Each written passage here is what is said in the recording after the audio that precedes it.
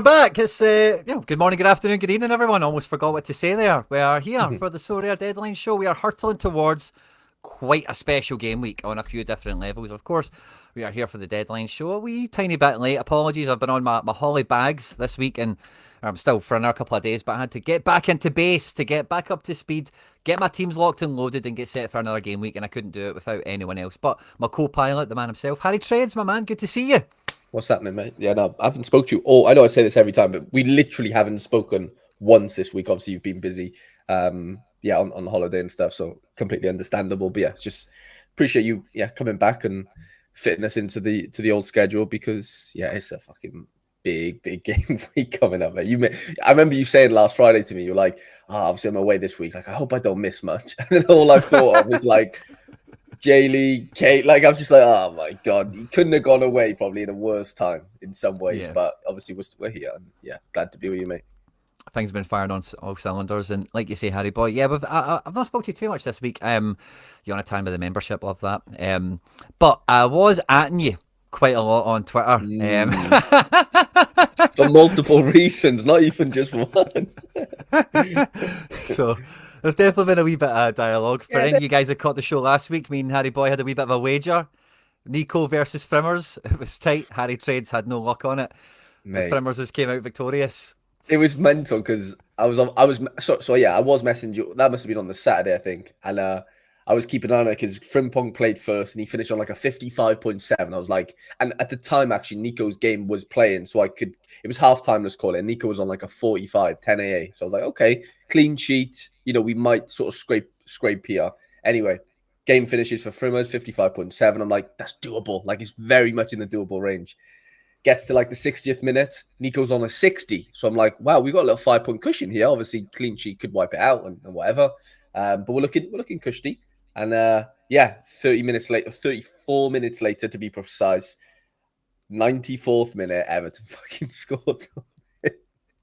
But the most mental thing is, before they scored, Nico was on 55.6. He was on 0.1 less than met. It was so close. It was actually ridiculous. So, a clearance or even a pass probably would have done it had they obviously not conceded. I couldn't believe it. Like, it was just mental to think that obviously they concede so late. But even before that, it was neck and neck. Like, thousands of players play this weekend, but two players are literally a point, 0.1 away. It was mental. But GG's, you did win. You made me eat my own words, and that was fun. I think we need to do that more often. I think the most gratifying thing about that is it was like a proper lineup dilemma for the person from the member section, and it was like and it was fucking tight. You know what I mean? Yeah. There wasn't really much in them, and it was a lot of like where we're looking at the fixtures. Everton, that could have been a clean sheet, and like Frimmers had one of those games he got AA. If he did get a DA, boom, the spike comes. Yeah. So it was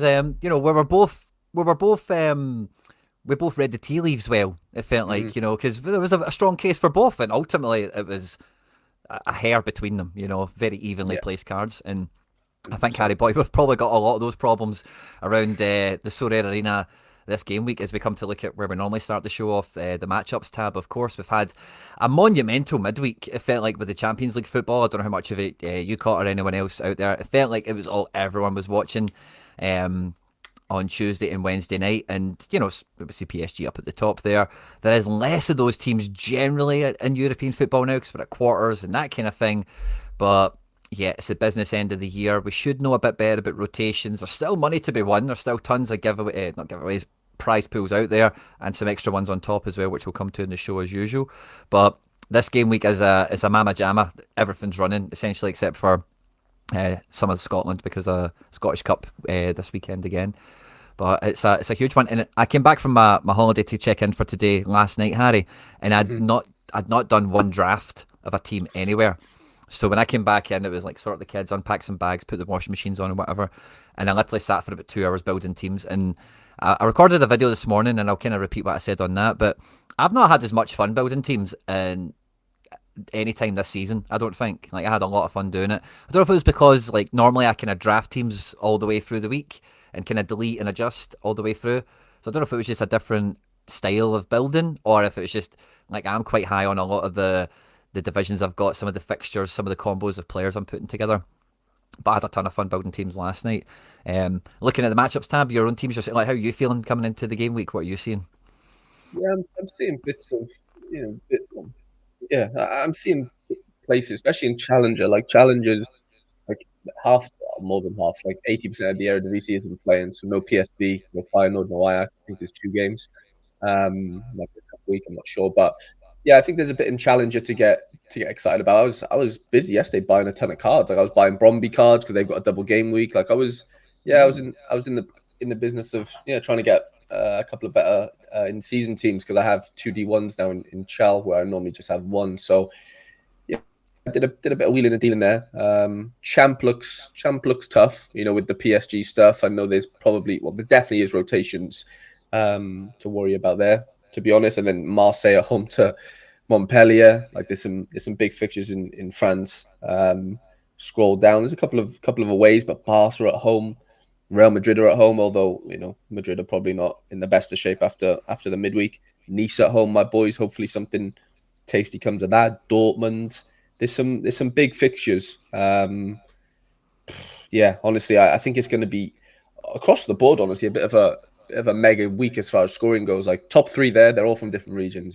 So, and I Yeah. know Zenit haven't got in-season cards really, but still, it should be a cracker. And then we've got the J and K League stuff on the side to root on for, which I'm buzzing about.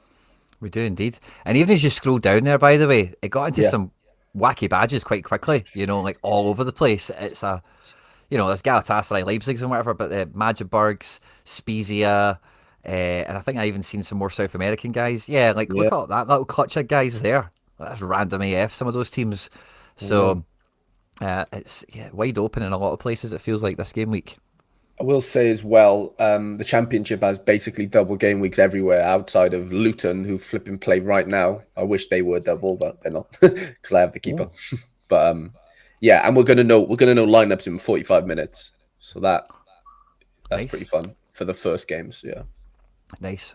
I seen the championship double game week. I thought that's a good one for specialist. It's a game of quite a fun specialist. It's mm. classic or card only. There's no cash in it, but yeah, plenty of difficult decisions. Lots of things to chew over and things to weigh up and whatever.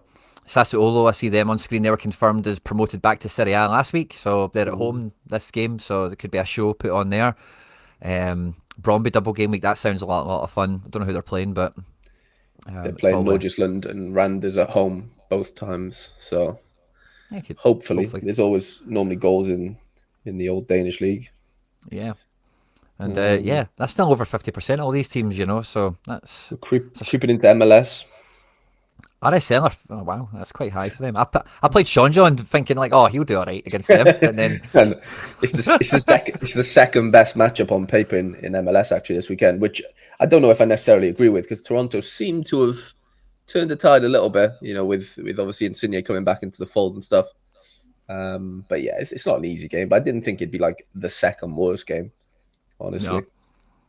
no, that's funny. Um, yeah, I'm still at 50s, like still, above Yeah, halfway on percentages. It's honestly, I think it's going to be a really, really hard scoring game week, especially in Challenger, especially probably in Champ. But I mean, Contender's always a bit of a madness anyway, really, isn't it? But with Zenit so high there, that does worry me for Classic. Xavi Simon suspended for this game week. And I told you Yeah, I last week saw that. Xavi was back, didn't I? And he smashed. Can't remember I how tell you big he who, did, but I told you Pablo Barrios smashed again. did he? Did like a 78. Yeah, Did you sell him or keep him? he's up for sale still. Let's see. Did you use him then, But or did you just have him on the market? nah, didn't play him, didn't sell him. Of course, Nair. right? Yeah, I had a stinker in Champ last week. But yeah, no, I'm buzzing for this weekend. I've done a bit of buying and, like I said, wheeling Ooh, and dealing. Hopefully, it pays off. love that. We'll start with champion as usual, and I think we'll just start with the Prem. I didn't see a Prem fixture that really jumped off the page there. Liverpool's right high, but I want to Yeah, start with Arsenal because, Arsenal are a team that I think if you're anywhere near my generation, we're like the first like Barca level like footballing team, that we're really seen in this millennium essentially.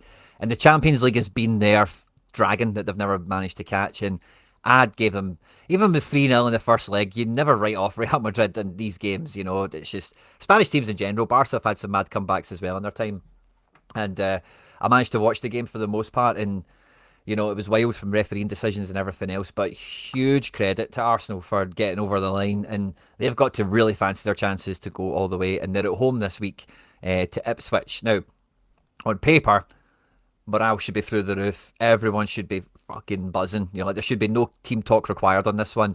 It should be going out there, putting on a show, get a high score on the board, keep morale high, all the rest of it. But Arsenal do have some plates to spin with player rotation. They still obviously have more games to go in the Champions League and whatever else, so it might not be quite smooth sailing in that respect. But it feels like Arsenal are probably going to be the team all eyes are on this weekend in the Premier League for me. Yeah, it depends how they look, doesn't it, really, and how they set up. Because did Martinelli start? I know he scored, at the end, but I can't remember if he started that game or not. I think he did. I'm not sure myself, but I think he started. I'll go and check. It'd be interesting that he wouldn't start this one. If he didn't start Madrid game. Yeah, I don't know, but yeah, no, Saka's going to be a big one if he doesn't play. I mean, Waneri could obviously score well. We've seen it already, but yeah, midfield looks pretty settled. Not much can really change there. Luke said he started. Okay, that makes sense. Yeah, he did. That makes sense.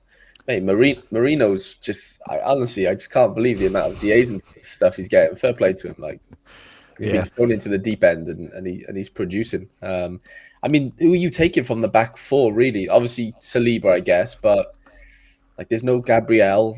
I know Kyrgios actually played really well midweek, so kudos to him. But yeah, you're obviously you're gonna go Rice, you're gonna go Odegaard, and then it's the problem is Trossard's the only forward there that's on to start, right? So yeah, I don't know if I think I'm mixing and matching. I don't think I could go with a full Arsenal 5 here, if I'm being honest, with like high confidence. Just want to check. Waneri, I'm not sure if he's a mid or a forward. Yeah, he is a mid. Just wanted to check that. I mean, you could. I wouldn't be opposed to play if he does start playing him over like an Odegaard maybe. But I think you've got to play Rice because of the set pieces. Really, if you were choosing a 5, it's just the Saka forward. certainly features in the game. I guess, yeah, I guess. But is that if you enough? needed him? Yeah, like team 2, team 3. Because if you play in Saka, you're probably going to want to captain him really outside of maybe a Rice. So it's I don't know. Lads are saying they can hear a small echo, Quinny. Is that your headphones? Like as far as settings go? It might be, because I've got my volume high on my headphones. It sometimes bleeds into the mic, so I'll just turn you down a wee bit. I got you. You're good. Oh yeah, if you can hear Harry twice, yeah, that's what it'll be. It's got I got that.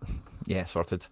But yeah, the Spanish Kai Havertz, Mikel Merino, Ipswich, not to be written off completely, especially at home. Like not total write-offs. A few of these guys are playing for a move in the summer. But yeah, you've got to think Arsenal have got to be on such a high this weekend. For sure. That just pushes them to a level, Brentford Brighton is on screen here. I've not really got much to say about this, other than Mark Flecken has been statistically recognised as a top 5 goalkeeper in the world this season, I think, despite only getting 2 clean sheets or some shit. Because it's just his saves and XG saved and all that caper, That's mad. Looks like Matoma is back in the fold. O'Reilly started a few games but won't start this one. Otherwise, not really much to say here. Battle of the Bees. Yeah, I just can't get behind anything Brighton do. So like, I just can't remember the last time Brighton did something that you kind of like. Oh, they're going into a game thinking, they're going to win this with maybe a 1-0. Like you just don't know what is going to happen ever with Brighton. It's mad. Yeah, full strength Brentford. I say not to be written off at all. Palace having a kind of great second half to the season. FA Cup semi-finalists and all that jazz. At home to Bournemouth, who have hit a bit of a speed bump in recent weeks, you might say. Yeah. Really strong looking Palace team here. Mark Guy, did he not get 2 OGs midweek? Or was definitely it got 2 one. OGs in 2 games? 2. Yeah, I think he's done 2 in 2, maybe. I can't remember, but he definitely got 1. Yeah, they got battered, didn't they? Like 5-1. Only 11 days to go to the set. I don't think 11 days is a short turnaround. Really, like Ipswich, like the league is still like Arsenal aren't going to win the league, obviously, but it's still where these players go to show. So yeah, there'll be a wee bit of wrapped in cotton wool. I'm surprised Tierney wasn't on the Arsenal thing. He did play last weekend and did all right. But yeah, sorry, this is the Palace team. Looking good as well. Mateta, Eze, Sar. I even seen that Eze guy was getting in the minutes as well against Newcastle. So they've got some players. Adam Wharton, but it feels like since he's returned to injury, he's going to make a huge move this summer. It feels like one of the big boys is going to come and take him into their midfield. And again, this is probably a good game for somebody like that. A bit of an AA machine. And Bournemouth are lined up as follows. Ivan Nielsen is back. Powerful wingers. Alex Scott is in midfield. No Christie. With Cook and Adams. Housen bound for Real Madrid, Harry. Well, apparently everyone's after him, aren't they? Which I guess it's not a shock, but yeah, I don't know. I saw like Bayern was sniffing. I don't know where he ends up, honestly. I really don't. I watched a podcast with him, with these two football guys, and they were just saying. I've seen hundreds of clips from it as well, and they talk about him looking stoned all the time. Yeah, he's just like, I got a lazy eye, just leave me alone. But he was basically saying like, I feel like I'm Spanish, like I grew up in Malaga, like I love Spain. So from what he was saying there, like it sounds like if Madrid came calling and he was not guaranteed playing time because it's very hard to do that at Madrid, but like semi-guaranteed. It's a no-brainer if that's the case because he said he absolutely loves Spain. So like any chance he gets time off, he's back in Spain. Like a couple of days off, boom, he's there. So that would make me think he'd go there. But at the same time, if Bayern go, you're going to come in and just play every game. Then it's like, well, what do I rather do? Be on the bench for Real Madrid half the games or, play every game for Bayern? Like that's the issue. It seems like he really wants to start wherever he goes, which is kind of obvious, but it's a big thing. Yeah, I didn't really know the Bayern links were serious enough to mention in that way. If I was him, I can't imagine him. Like he's 80% on to start and 20% on to start in case he doesn't start. 120%. He's behind Zabania as well. Oh yeah. I think that must be Senesi. Yeah, but with like Kim, Upamecano, and I suppose they won't, we're not going to factor Dyer and that crap into it, but I would think Real Madrid go there, be with the Camavingas and the Bellinghams, be that generation that's kind of they're building. Oh, for sure. Wonderkid Galacticos type. I'm going to Madrid if I'm him, probably regardless, aren't I? And just working my way in if it, because he weren't even starting at Bournemouth when he first got there, so it's not as if like they guaranteed him playing time. Kuba said hoist and triplets. The triplets are in. We've got Everton at home to Man City. David Moyes' team that obviously ruined the Nico Williams affair last weekend for yourself, mate. Quite a strong looking team here. And City are City on a bit of a bounce back here at this point with Kevin De Bruyne going on the lap of honour. Yeah, there's something going on, isn't there? They seem like they do have a second wind from somewhere. If Gundo's up front, then we got an issue. That can't be right. That must be Malmouche up front, right? But then they don't have one winger unless Doku plays, or I guess Malmouche. I don't know. There's no way that looks like that, does it? That's O'Reilly goes really high, doesn't he? He's a really high. Yeah, he's good fullback, but I don't know. It's City, isn't it, mate? I wouldn't be surprised if Everton do something here. I'm just gonna call it now. I think at home, it's not an easy place to go. Yeah, Ortega, especially it's Goodison Park's last season. Now it's in its kind of last matches, so the home crowd should be like on it for every game. Ortega Moreno on to start this one for Man City, so clean sheet not guaranteed with that one. West Ham, Soler and Paqueta might need to change a team if they're playing together. At home at Southampton, Ward-Prowse revenge match. Strong back four, full Krug up front, Kudus in the engine room. This looks like a good team. Yeah, it's looking better. I mean, if it's ever going to be the West Ham stack, weekends, it's got to be at home to Southampton, hasn't it? Especially with all those lads fit and stuff. At the same time, because Southampton are down, like sometimes they end up just playing with like no feet, and it's the worst thing ever to play against. From a an SO5 perspective, because they've got nothing to lose at this point. Like what still got that donkey of a manager, but don't they? Oh, I know, but it wouldn't. I don't know. You'd like to think West Ham win, but it's not as if West Ham have been blessed with like great results and high-scoring games and clean sheets all season. So, why should that just happen against Southampton? But at the same time, they're relegated. So if it happens against someone, like you said, you've got to think it's them. But the fact they're already down just worries me a little bit. We've got Aston Villa and Newcastle, who both played midweek, had kind of different results. Newcastle winning 4-0, Aston Villa obviously being eliminated from the Champions League. And I don't know how to figure about this one for Villa. Are they kind of down on their luck? Are they still kind of like got a strong resolve and like, no, we're going to finish as high in the table as we possibly can? A bit of a 6-pointer when you look at the top end of the table as well, with the form Newcastle have been on this season, especially since winning the cup. It feels like they're just going and going and going, different levels here. This is the Villa team on screen here. Expected to play a lot of confident percentages, especially in midfield. And then this is the Newcastle team. Not again, this has kind of been Newcastle's Achilles heel, but it's now maybe becoming their strength a little bit, that they don't have that much depth to rotate, but they're getting like a really solid 11 out, and you can see the kind of harmony and the synergy now really clicking with everyone. Because most of them are fit now, and it's not like, oh, we've only got these guys and the key guys out, or this guy's not on form. So I don't know if Newcastle continue that kind of ascendancy to get Champions League football next year, and Villa are kind of licking their wounds a bit. Yeah, so tough game, hard to read. Yeah, really tough to read.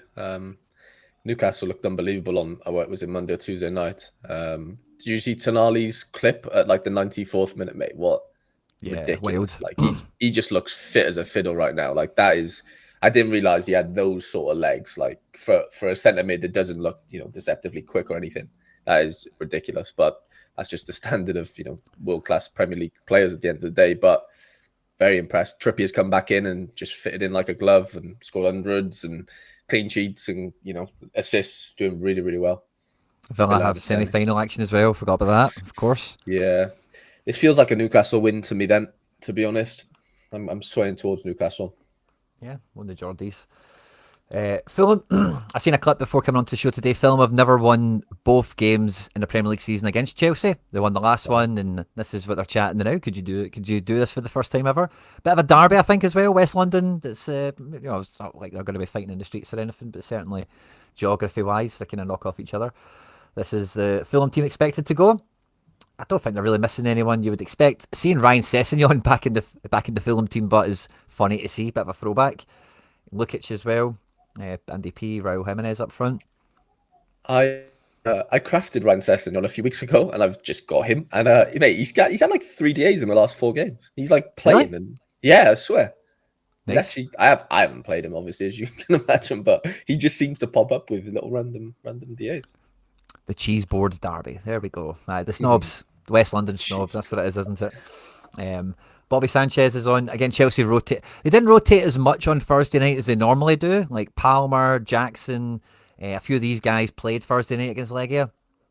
And there's not much rotation expected for the weekend here.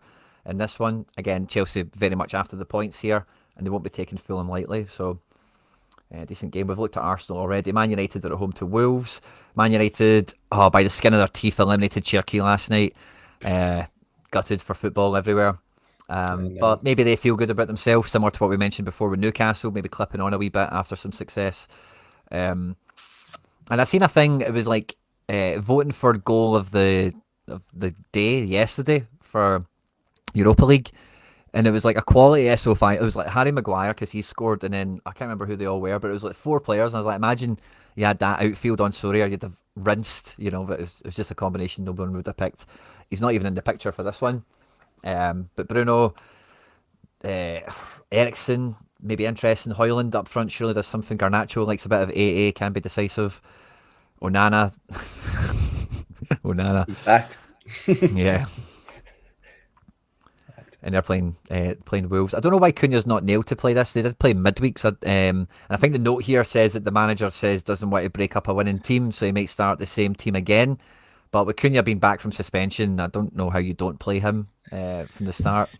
But anyway, this is the team for Wolves. I remember that being I thought that was the case last week. I remember reading the notes, and it was something like, the manager doesn't want to change the team or winning team, obviously, and bring Cunha in after what he did, type of thing. I thought we read that last week, but I could just be going bonkers. Yeah. But same. Maybe it's just copy and pasted the notes from last week, but but yeah. Liverpool is the best game. They're away to Leicester. They're kind of on their victory lap. Van Dijk's just signed a new contract. Salah's signed a new contract. They know Trent's leaving. Trent's out the team now as well, it looks like as well. And yeah, against Leicester, who are down and out. They're questioning Van Nistelrooy's appointment now and all sorts of stuff.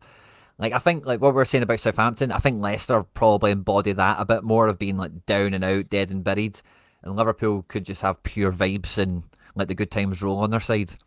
This could be a smash for Yeah, Liverpool stacks. Leicester. I think not the Leicester. Oh, Leicester worse than Southampton. No, they're probably not. But at the same time, I still expect them to like fall off a cliff, which is obvious. But I don't see how Liverpool struggle here at all. Whereas with the West Ham one, obviously West Ham aren't Liverpool, we know that. But I think there's a bit more discrepancy between that one. But yeah, this could be anything really, honestly. Tottenham and Ange Postecoglou march on in the Europa League, and yeah, his comments have been fire this week. I don't know how they feel coming into the Forest game. The players should all be in high spirits, like I've said with a few other teams, obviously. But you know that it's one eye on Europa League now, really, for prioritising for Tottenham. It has to be the way their seasons went, where they are on the table, the criticism that's came for the squad, the manager, and everything. So, Tottenham have been known to let a team or two in the back door at home to Forest, who didn't play midweek, who are fucking cooking right now. Really strong squad. Everyone's fit and available. Chris Wood back in the picture. Again, like, I hate to say Tottenham would probably lose this one, but it feels like Forest are primed for this to be a good game. But Tottenham, Son didn't play last night, so he was injured, so not necessarily saying he was rested up for this game, but maybe that's a difference maker potentially. But again, another really tough one to read, but it feels like it's edging Forest. Yeah, I think the euphoria of the winning yesterday and stuff will sort of drag them through somewhat, but yeah, at the same time, you can't really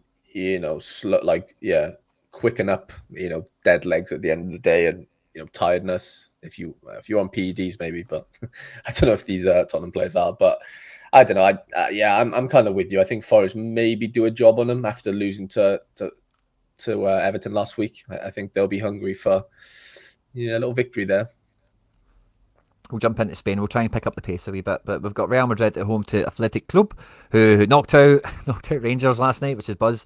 And Athletic Club are actually hosting the final of the Europa League, so you just kind of feel that they're probably going to get to the final, really, don't you? But both teams coming off a midweek action, for better or for worse in both cases.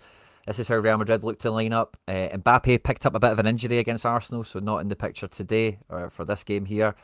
And there's a wee bit of question marks over Ancelotti. Is he maybe going to go to Brazil now or do something? Do they bring in Xabi Alonso this summer rather than next summer? So a bit of a change of shape here, kind of forced upon them and kind of on the ropes. So this will be an interesting one. Whereas Athletic Club, they'll probably come into this game swinging. They're riding high. They've not really got anything to lose. And yeah, there's a semi-final or whatever's around the corner for them next as well. But they're like Real Madrid have got lots of injury concerns everywhere. That's why Asensio's been playing. That's why Vazquez has been playing. That's why Modric has still been called upon quite regularly. Fran Garcia at left back, So this is a tough game for Real Madrid to come off midweek into. Yeah, it's not easy. Mind you, though, Athletic played midweek as well yesterday, so yep. I think that maybe plays into it. Although they did win and stuff, didn't they, and whatever. But yeah, it'll be a semi-rotated team. It seems like here. Obviously, the Williams, or one of the Williams, is getting a little rest, maybe. But yeah, Madrid are the type of team, though, Quinny. Like, they can't afford to lose 2 in a row. I'm not saying they probably haven't done it this season, because they probably have. But with them going out, the fans are toxic. No disrespect to the Madrid fans, but like, they won't be taking two defeats in a row, one domestically and one in the cup or Champions League, of course. So. And at home, like, that can't happen, otherwise alarm bells start ringing, don't they? And, things need to change. So I wouldn't be surprised if they just not clean them, but I do think it could be maybe a little 1-0, 2-0, not comfortable, but definitely, not as, not as crazy as like the midweek was as far as defeats go. And yeah, I think they get through. I do. I think they just pull some out of the bag. Barca kind of licking their wounds after Dortmund. They got through, but it wasn't really as clean and as convincing as they would have wanted. Then at home at Celta Vigo, who are flying quite high in La Liga, by the way. They may be pushing the European spots the way the season's winding out. Ferran Torres on to start. I might throw him into a wee team now that I see that. And otherwise, again, they've not really got much depth to rotate in terms of high quality. So they're kind of needing Rafinha and Yamals and whatever to continue to play 90 minutes. And in this game, maybe that's not quite the case as long as they can get the job done. But La Liga is still up in the air. Real Madrid, Barca, and just about Atleti are still clawing away at it here. So there's no room for complacency. Celta Vigo, Aspas look to be dropping a bit deeper here. Playmaking, love that. But otherwise, all the defenders are there. I think Starfelt is suspended. But yeah, I think Barca should wipe them here. High spirits at home. And I always think when Torres, Gavi, Pedri, when they've got more of those players in, Barca just ticky-taka their way through. People just, it can be unstoppable, you know.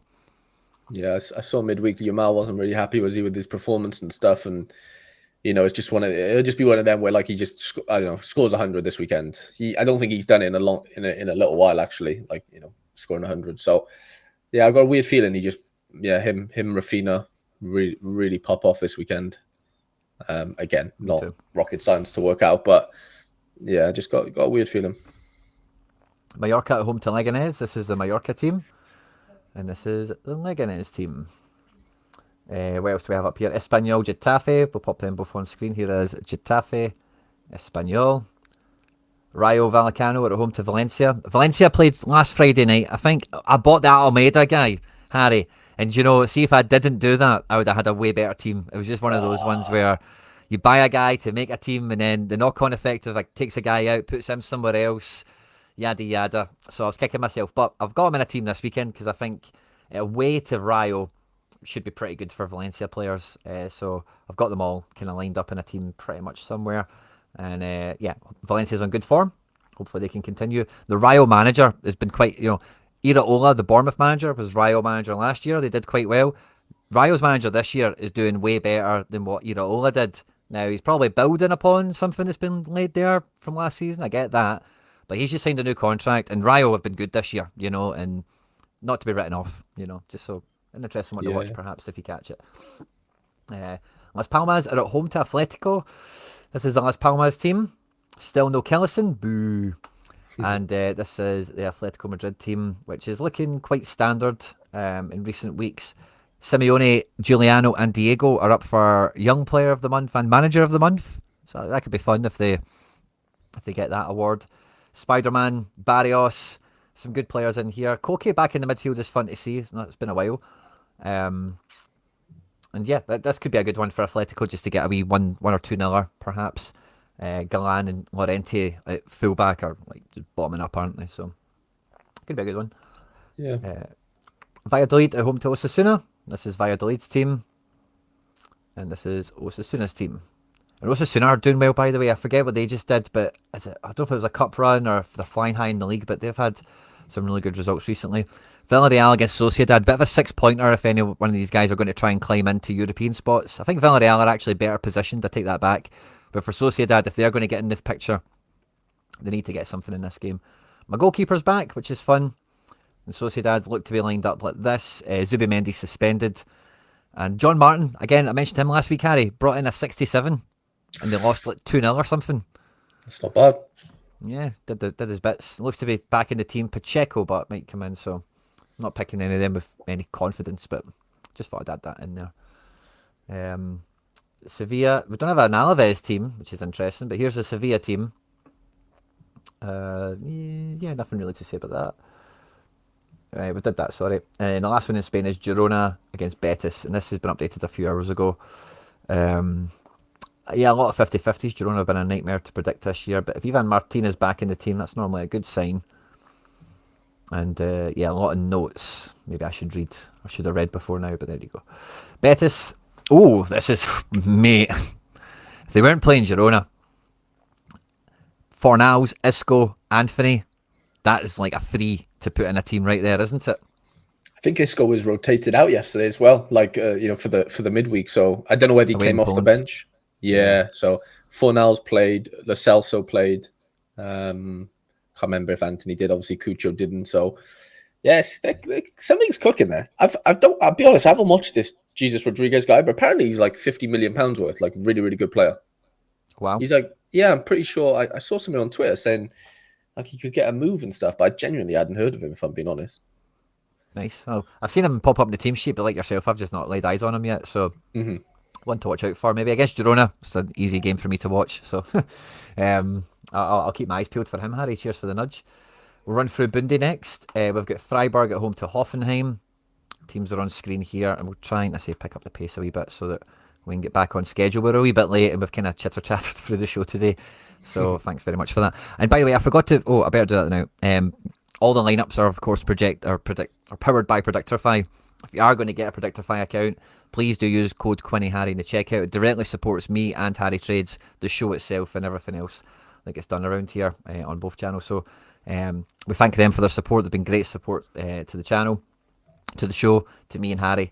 And if you are going to go and get your own account so you can check out what region you're after, you don't need to see every game. You can just pay for the regions you want or whatever using that code. I think there's a discount that's attached to it as well for the first couple of months or whatever. Check the T's and C's. But it certainly does support the show. Heidenheim are at home to Munich. And I think we kind of seen Munich were probably going to get eliminated from the Champions League. Inter just felt a lot more mature when the draw was made. Bayern haven't been that convincing, but they have the power. Maybe the Musiala injury was the straw that broke the camel's back. But off the back of that elimination, it feels like Company really has to get them motoring to really have this season be somewhat successful, because it feels like they're kind of whimpering through the season just about, doesn't it? Yeah, this, I don't know. It just feels like they just had the wind taken out of them, haven't they, a little bit?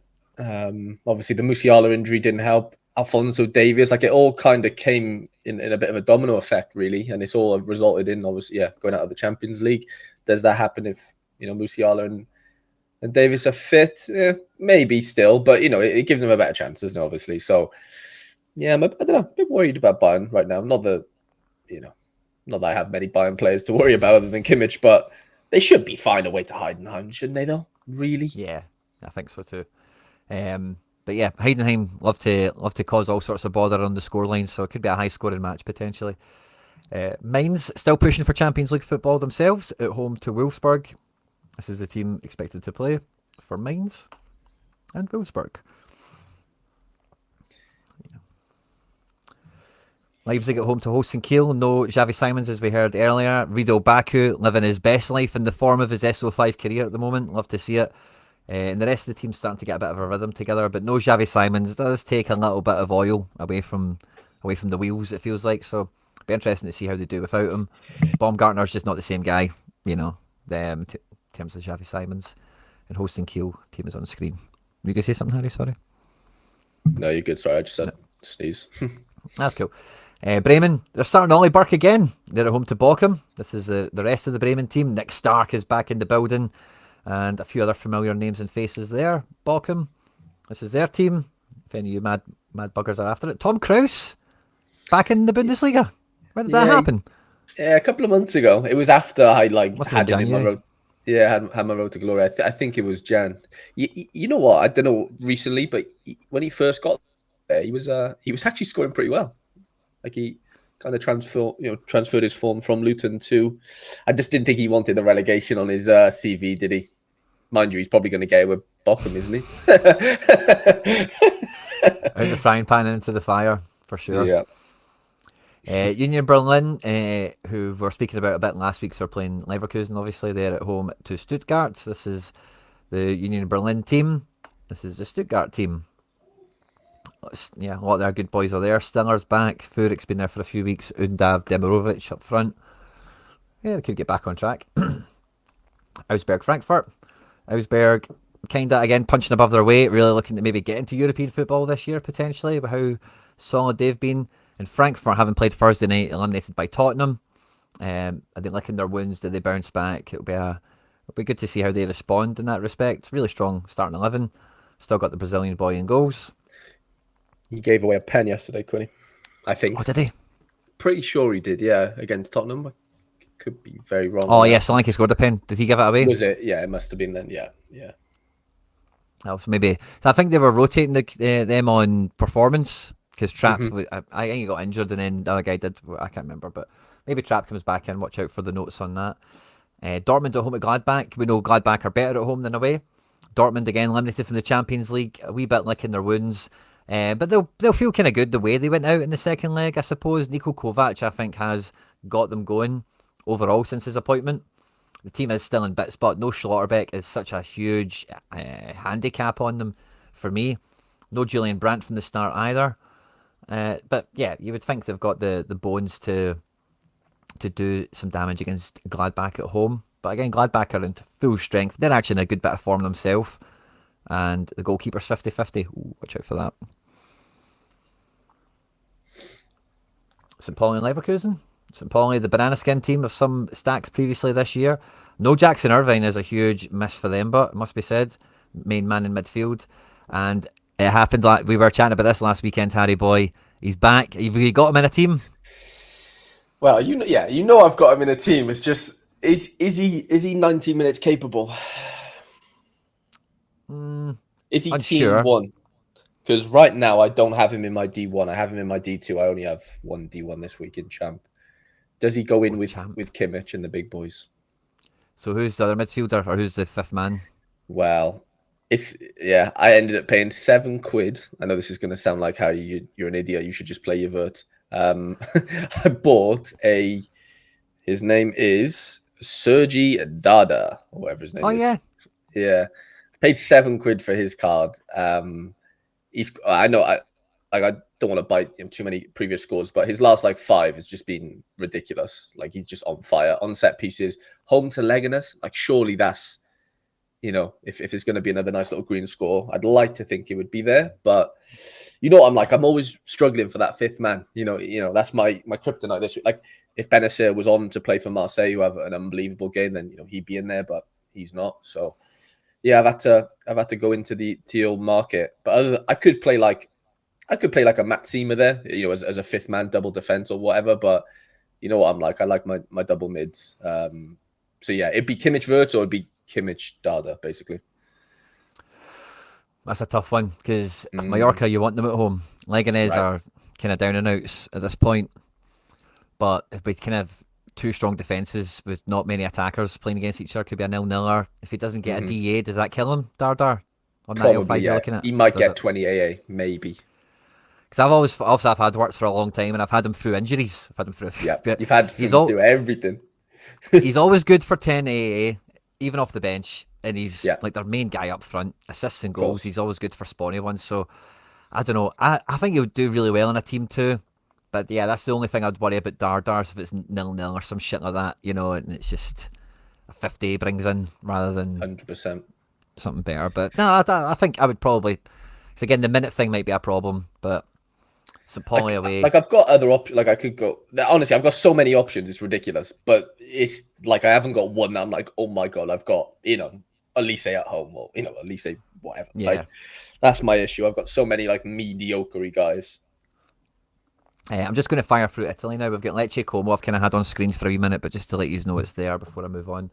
Monza at home to Napoli. Wow. Monza down towards the bottom of the table. Napoli on the heels of Inter Milan trying to bring back another Scudetto back to Naples. And we said this at the beginning of the season. Antonio Conte, with no midweek football, should have Napoli, especially with Lukaku and some of the guys he did bring in, should have them pushing towards Scudetto, the Serie A title. For so much of this season, it wasn't really happening. And all of a sudden, they are right in amongst it, So I wouldn't be surprised if Napoli do it, especially if Inter go all the way to the final. They play Barca in the semi, so a tough, tall order for them. Rafa Marin has made it into the squad, and Antonio Conte has been full of praise for him. It's a cheap card I bought earlier this season, Harry, that I've already gave away into a bot or whatever, so won't be able to make use of that, of course. But this could be a good one for Napoli. The likes of Lukaku, McTominay's even firing at the moment. The defence, as we know, very, very good. Roma at home to Verona. This is their teams on screen here as well. That Napoli one wasn't that high up on the matchups tab, was it? No, not really. No. Empoli Venezia. Aye, I thought I'd seen that, but looking at it there, but I don't remember where we caught it. Bologna, Skorupski's out for this one. I can't remember why, but it's known, so down a keeper. Yay. Rest of the team's fine. Inter will be buzzing. But again, quite a thin squad on their best guys. They have had to minute manage them. Away to Bologna. Napoli's on their heels. They can't really rest guys for the most part. They need to get over the line in every way possible. DeMarco's back from injury. Been an interesting one. I don't think it's one to super stack or lean into. Milan against Atalanta. That's been an interesting one for Atalanta, I would say. They feel in a better place now than AC. Man versus man on shape as well. For sure. And then Torino Udinese. Yeah, not really much to say about that. Torino squad is nice at home. Udinese have been just as capable as Torino to get a wee result. So this is kind of that Brentford Brighton kind of match for me, where it's like, who do you pick? It's kind of a coin toss. None of them are great. Both of them are fine. Cagliari, Fiorentina. And Fiorentina, actually, I don't know if they're the favourites, but certainly seem to be the front runners at the moment to sign Thomas Muller for next season. They've gave him a 1-year contract with an option of a second year. I think he wants to stay in Europe. I don't think he's going to run to MLS, although it feels like he's going to end up there at some point. And Fiorentina, in the article I read, they signed Mario Gomez from Bayern Munich before he retired. They signed Frank Ribery from Bayern Munich before he retired. And there was a third one. I forget who it was. I don't think that the third one was as prestigious, but it's a wee bit of form for it. Fiorentina are one of those clubs that are quite cool. I could see Muller playing for Fiorentina, personally, and this is how they line up. I just thought I'd let you know about that in case any of you hold a Muller or care about that sort of thing for next year. Did you see Lazio against Bodo last night? How that shook out? I didn't know, but I had a few. For some reason, I have notifications on for. Is it the striker Dia or whatever his name is? Yeah. I don't know why I have his SofaScore notifications on, but it's like Dia goal, Dia pen, and I'm like, okay, so something's happened. But no, I didn't really catch it. But Bodo went through, right? Yeah, Bodo were 2-0 up from the first leg, and then last night it went all the way to penalties. Penalty 5, Tati Castellanos saved. No, Quinny, your boy. I know, gutted for him. Good, yeah. It's a growth opportunity, but for him, you come back from these things stronger, But No, they're playing Genoa, okay. and Patrick Vieira was linked to a crazy good job this week, like Roma or something like that, or Claudio Ranieri's back at Roma now, isn't he? Yeah. Yeah, it was Roma. So I don't know why. This guy Frendrup as well. He was linked this week to like a €30 million transfer to somewhere, I forget where, but anyway, Genoa are a wee bit, I don't know, maybe I've been throwing them too much shade, but there you go. They're playing Lazio. And then the last Serie A game we've got is the Buffon Derby, Parma at home to Juve. Not much to say about Parma, not many cards and whatnot. And Juve under Igor Tudor, one of my favourite managers to watch over the last couple of years. He's playing that 3-4-3 all-out attack style that he loves. Couldn't quite get it going at Marseille. Didn't really have the time to get it going at Lazio either. And it looks like, was it Lazio? Where else did they go? I can't remember. I think it was Lazio. But I think this Juve team is well built for it. Nico Gonzalez, Conceição, Vlahovic, very powerful front three. And they're trying to sign Renato Vega on loan again for next year. And they're playing Poundland Danilo, Lloyd Kelly, and it's centre back. Mate, Danilo scored 100 on his debut for Flamengo. Oh wow! Yeah, I saw that on Twitter today. Somebody guy's a titan. Yeah, apparently all his family support Flamengo and stuff, so he's back home. Buzz. Going to fire through France real quickly. We've got Nantes at home to Rennes. This is the Nantes team. Here is Rennes. And then we've got PSG at home to Le Havre. Rotations expected. And yeah, it looks like Ousmane and Kvaradona look to be sitting this one out. Kang-in Lee back in the picture from injury. Maybe he features. I think he'll definitely. He looks sharp in training. They released some training video. Sorry, I'd be shocked if Lee doesn't. Honestly, I think he starts somewhere. Oh, that's the way, isn't it? Yeah, predicted to come off the bench, he starts, and predicted to start, so it comes off the bench. Back four looks quite settled. Donnarumma 55-45 with Safonov. Does feel that you need to be really brave to pick PSG cards this week with the whole midfield being 55s and stuff as well. But if you could put them into a team and just go, hey, let's roll the dice. They're at home to Le Havre. They even if you get a guy off the bench, they probably could do well, So yeah, it's a weird one. Maybe that nerfs the scores a little bit. We expect in Champ on fixture strength potentially, but this is a bit of a 6-pointer. Monaco at home to Strasbourg. First choice defence here, full on attack. And Strasbourg, as we know, Wonder Kid Central. Barco back into midfield for this one. I think he played full back last week. It's a tough one to call. Andre Santos, fixture proof, should do well. Marseille. Team is on screen here. Like you said, no Benacer, Rongier and Højbjerg in the engine room. Dedic and Merlin out wide looks fun. And they're playing Montpellier. Look like this. Which can be, they're not playing Teji right mid, sure. I suppose 5 at the back. Maybe it's like a box 4, maybe. He didn't even start last week, did he? Surely he doesn't just walk back in. Mind you, they probably didn't win, so. Yeah. Maybe he does. Lille Auxerre. This is the Lille team. Looking pretty strong as well. Had a good season for the most part. Joe David certainly leaves this summer, do you feel like? This is the Auxerre team. Okay as well. Brest against Lens. This is the Brestois team. And this is the Lens team. This guy's been catching some eyes as well, by the way. The El Ainue guy. You've got him, Harry, don't you? Yeah. He was suspended last week, so I couldn't use him. But yeah, I've got him. I've actually got him in my D2 champ team this week. Yeah, he's a good player. I see him getting some love on the timeline. Aguilar's back as well. Interesting. Oh, nice. Yeah, that's a good one. This is your Nice boys. No Cho for me, sadly. But it looks like the rest of the key players are there, Harry. There's a stack there, surely. Yeah, there's some in there, yeah. Like I think Bombito gets bombed out because he gave away the 2 goals last week, so it looks like he doesn't play in the back 3. And then I've got Bolka Klaus as my usual. Klaus scored 100 last week when he away to like who are they playing, like Monaco or something. I'm just like I can't pick that. I'm not good enough of an SO5 player to know that Klaus is going to go. Bring on the goods there. So I'm backing him at home, but it's not an easy game. Angers are tricky as much as maybe the table wouldn't show it. They're a good team, and they're playing Angers. They should batter them. Keep that position high on the table. They should, but never seems to go the way. Yeah, the way you want it to. Honestly. The Ream team. I played that rookie guy last week, Harry. He didn't start. He came off the bench. So I was a bit annoyed at myself. It was like my last team anyway. It didn't really mean much, but I was like, oh, for God's sake. Shouldn't have been so sentimental. Should have just played the guy that I knew was going to play, Not projected to play here. Maybe he comes off the bench again. They're playing Toulouse. Team looks pretty good as well. And in the final game in France, and that'll be the final game in Champion, is Saint Etienne. This is their team on screen at home to Lyonnais, who have Fofana maybe back in the building now. Almada started last night, won't play the weekend from the start, it looks like. Lacazette back in for Mikatuadze. And yeah, Cherky, they can't not play him, can they? So it doesn't matter he played so much, does it? Well, they brought him off as well, didn't they? Second half of the extra time. So yeah, that tells me that, well, one, they probably tried to hold on to the game, it didn't work, but two, yeah, surely he plays, doesn't he?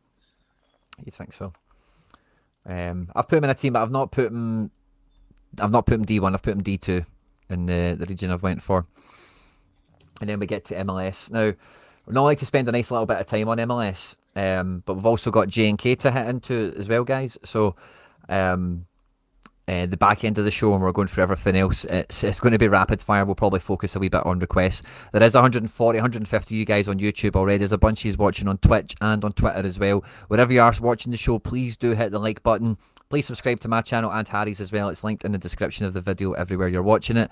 It just obviously goes a lot to supporting the channel. It just means we can find more Sorare scouts and managers to come in to the live chat and help us out with any last minute details, any last minute news from the timeline. Press conferences are happening right now that we can all try and capitalise upon. So hit the like button. You probably know Sorare, they own and control all this stuff. They own the internet. They know you're watching the show. They love the content from me and Harry. And if you don't hit the like button, they don't like that. You're not going to get... you're going to get one essence all the time. You're not going to pick the right captain. Your guys will DNP. Your keeper is going to throw footballs into the back of the net. It's just going to happen. There's nothing we can do about it. Help yourself. Help the channel. Smash the like button. We're on 58 likes by this time in the show. We've normally raced through the first goal of 100. So guys, take your phone out your pocket, change the tab on your screen, whatever you need to do. Smash the like button. Support the show. Support yourself ahead of the game week as we get set for a bit of MLS action. And I'm just going to go from this top to bottom. Harry, I've been kind of out the loop on MLS for the last week, so feel free to talk us through bits and bobs of this as I pop them on. But we've got Austin against Galaxy is the first one. Yeah, not much to really. I haven't watched too much of Austin this season, to be honest. But we know Galaxy have been struggling. Paintsill's back for them, which helps. But Peck still hasn't really sniffed the DA. Like it's not looking great. Zanka got red carded a few games ago. Yeah, I don't know. It's looking better maybe for Galaxy, but definitely not peak Galaxy. I don't think they'll ever get back to that, unfortunately. Yeah, good fixture for Austin, I'd say. Yeah, they've been quite sneaky, Austin, this year, haven't they? Biro, Owen Wolf, a few of those guys have been quite solid, and they're all on to play. Gazdag in for the Crew at home in Miami. Does this lift the Crew? Diego Rossi up front. Is this the answer? Is this the move? I think it's a move. It's tough to replace Cucho, isn't it, in that sense? But with a Gazdag, he's obviously a different player, but still brings a bit of firepower. Mate, honestly, the Crew, as much as they've just gone properly under the radar. They've lost one game so far. Like they're not really keeping too many clean sheets, but they're just winning games. They're drawing games. They're basically as good as unbeaten. In the MLS, you can kind of do. And mate, honestly, considering they lost Cucho, fair play. Like they're still doing the business. But they've got a tough game against Messi Miami. And as we've seen with so many MLS clubs, losing their DP can derail them. And fair play to. I've said it since he got the job at Columbus, but that Nonce is like a proper good manager. He had that Montreal team that were a bunch of schmoes doing some damage, and he's really taken the Crew to another level. So massive feather in the cap for him how he's managed this to this point. Like you say, only one defeat of the season, and we're just about a quarter of the way through the MLS season already. Can you believe it? Almost a quarter done. Crazy to see. This is the Miami team, of course. Yeah, I don't know. It's tough to say with Miami. They drew to Chicago. Anything can happen. Yeah, and Ustari back in goals again, and Messi, Suarez up front. Charlotte at home at San Diego. Pep Biel, Zaha, Abada all on play. Kalina in goals. San Diego have been the babes of the year. It feels like everyone has really enjoyed getting in San Diego cards from Europe and even the early access ones and all the rest of it. Because the new franchise has been kind of half slept on, or it's not as heavily stacked, especially historically. It feels like a lot of people have had joy with them, but this will be a real test away to Charlotte. Yeah, big time. This is a really tough game. Looks like Zaha maybe comes back in for Charlotte, which is huge, but I wouldn't write San Diego off though, honestly. I think they're fearless, man. They can go in and do the business anywhere, it seems so far. Dreyer's back, Lozano. They're a good team, man. Like really good considering they're brand new. It's really hard to wrap your head around, but they're just very, very good. They fitted into the league like a glove, and I wouldn't even be that scared about Charlotte away. Genuinely, I really wouldn't.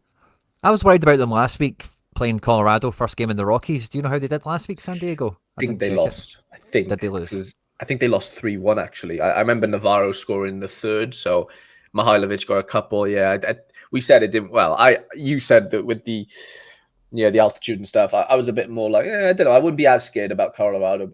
Sorry, but fair play. They did beat them, I think.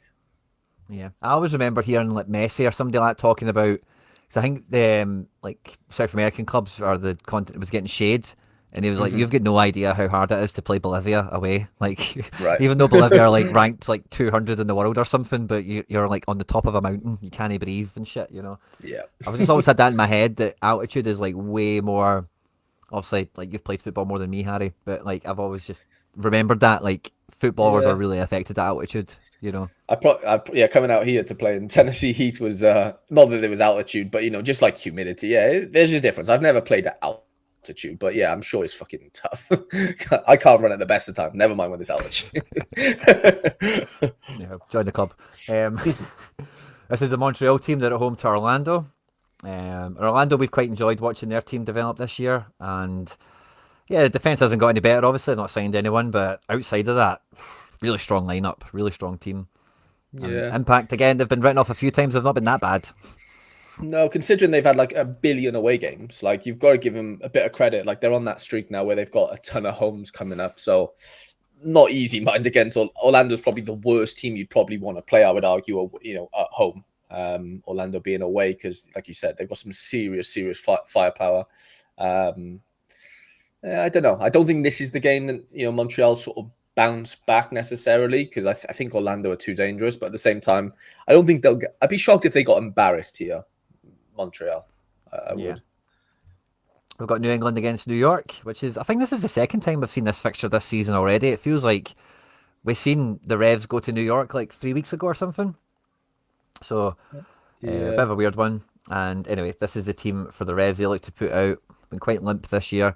NYC, not that much better, but they've just not been scoring enough goals, I think, for the most part. Defence has been a bit of a nightmare at times. This is how they look to line up. I don't really argue with this too much. Axel Ojeda coming in over Julian Fernandez. Matija Ilinic, by the way, lovely assist at the weekend. Don't know if you've seen that one, but sliced a ball right through 2 banks of 4. Played Martinez 1-on-1 with the keeper. It was good to see. And Freeze, if you're going to captain a goalkeeper in America, he's just as good as anyone else, I think. Red Bulls are at home at DC, Harry boy. Yeah, this is, you'd like to think there could be a little clean sheet here. They're struggling, like they're getting quite a few injuries in midfield and stuff. That Don Kerr went off Yeah. injured last week, and they don't really have a right wing back. And Valencia plays sometimes. Edwards does. Like Hack's being bombed out. Shaw Nealis is like not starting right now. He's fucking captain. Like there's a bit of something's going on now. Not like I think they drew last game. Yeah, they drew 0-0 with Orlando. Orlando had a man sent off. Eli scored like 60 AA. I didn't play him anywhere. Wow. Yeah, so I was absolutely furious about that one. But again, right, you can't. They're away to Orlando. Like you expect Orlando to do a little bit there. And red card obviously stifles them. Barraza's season though, mate, for DC. Yeah, some buzz. I got that notification at the weekend. I think we seen it projected last week, didn't we? I maybe put him somewhere on the whim that he might have got it.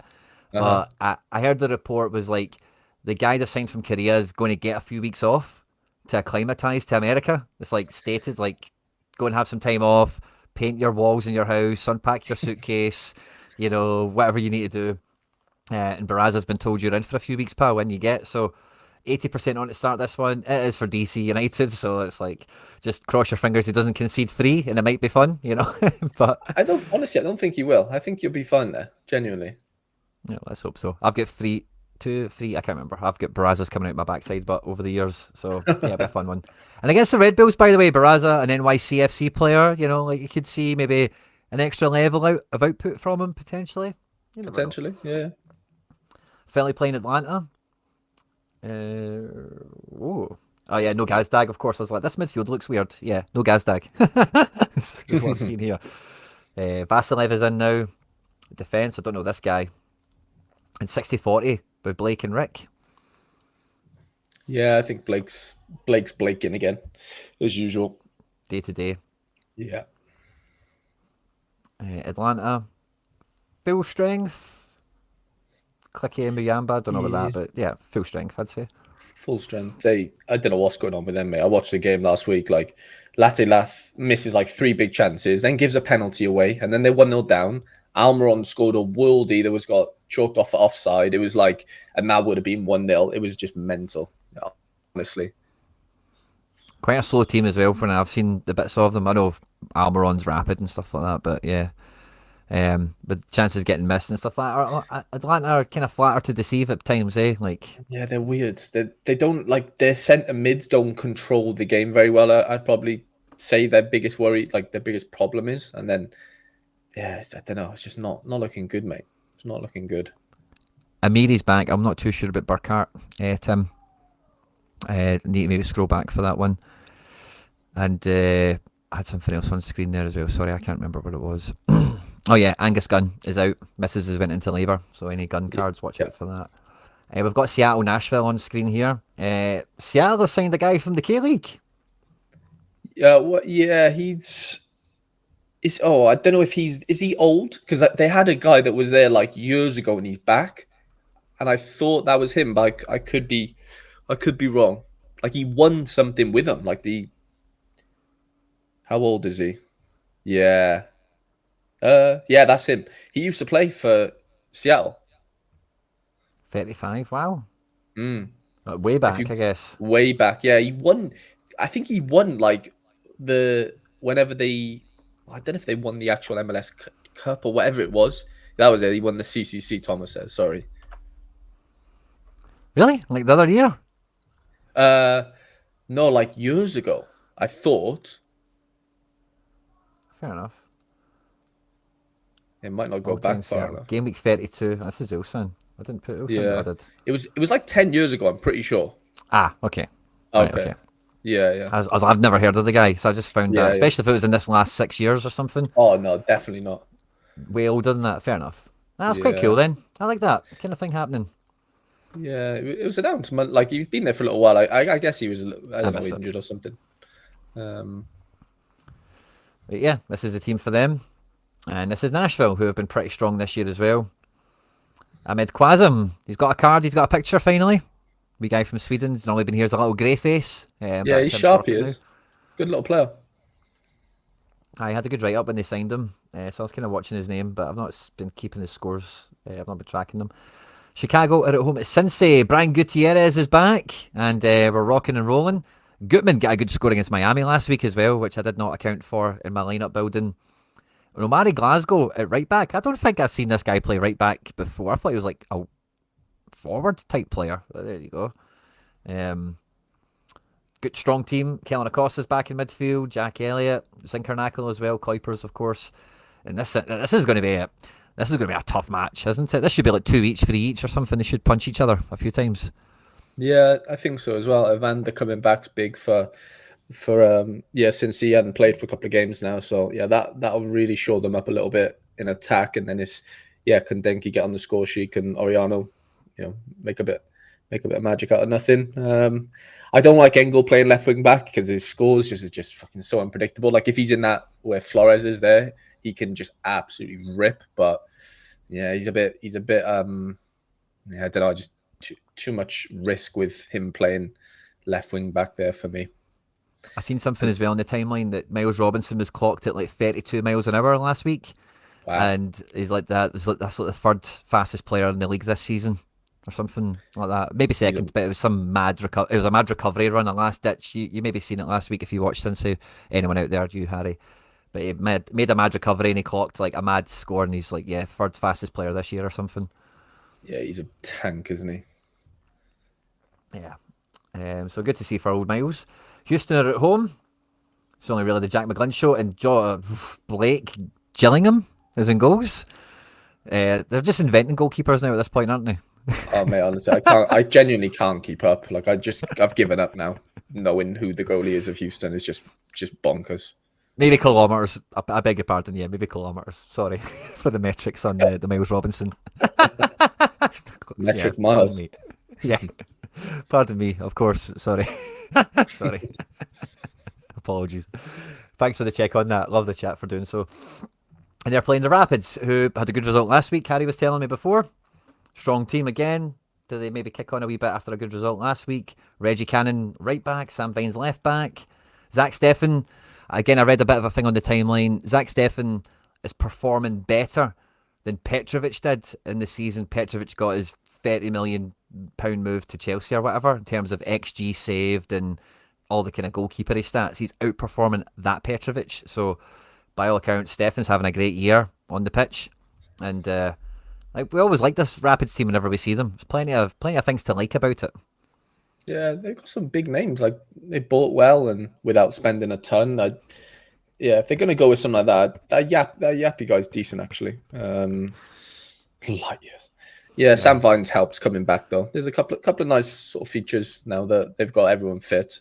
I like them. They're a good team. Against Houston, yeah, you'd expect them to do better than worse, I think, don't you? Yeah. Excited for your boy this weekend, Pereira? I am, yeah. I don't want to get too excited because every time I do that, I always get let down. But yeah, surely at home to Dallas. Surely there's a couple of DAs there for Minnesota who didn't score last week away to Toronto, which was a blessing for our Sean John, of course. Yeah. But at the same time, yeah, hopefully, Dallas are rubbish, man. But no Musa. No Musa, yeah. That Logan Farrington's a good player, man. But yeah, he obviously isn't Musa. I don't know. Yeah, you've got to fancy a little Minnesota onslaught here. And then that Kike, who's in midfield, he's a wonder kid type signing from Brazil. Barely played any minutes, but highly profiled, and they've spent a good couple of quid on him. So maybe watch out to see how he does. I'm not sure if he's got a card or anything yet, but he's on to start. St. Louis at home at Vancouver. This is the St. Louis team. Lunt still in goals, no Burkey yet. Vancouver, no gold. Sorry, Harry. No, I was just gonna. St. Louis are a bit meh right now. They're not doing it for me at all. Yeah, it's that firepower. When you're playing Alfredo Morales in midfield, you're in trouble in terms of quality and depth and whatever. Salt Lake was one of the better games, wasn't it? They're at home to Toronto. Luna, Diego Goncalves, Marschuk, and Ellie. That's quite a strong midfield as well. Cabral, the goalkeeper, has been a minor revelation, I think, hasn't he? Yeah, this could be good. Obviously, we don't want it to be for Sean John, but yeah, Salt Lake are dangerous, especially at home. And Sinya, he's trying to get a move out of Canada, and he's realised the only way to do that is by playing football again. And Bernadeschi just feels like he's went, fuck it, I'm just going to try my hardest now for I'm here. Screw it. Kind of vibes. He's been one man in it. So, yeah, bit of X Factor, bit of old school MLS with this team where it's like 2 DPs and a bunch of guys. Yeah, it's a bit of a throwback, but to be honest, since Insigne's decided he wants to play football again, there's something there. Like genuinely, there is something to grab hold of. Yeah, this is an interesting one here from Edland. I'm not sure Lukeba's on to start, but Stanisic, Tahor, I'm not too sure who that is, or Hinchapi. I quite like Hinchapi personally. Yeah, it's hard to go Sure against Hinchapi right now.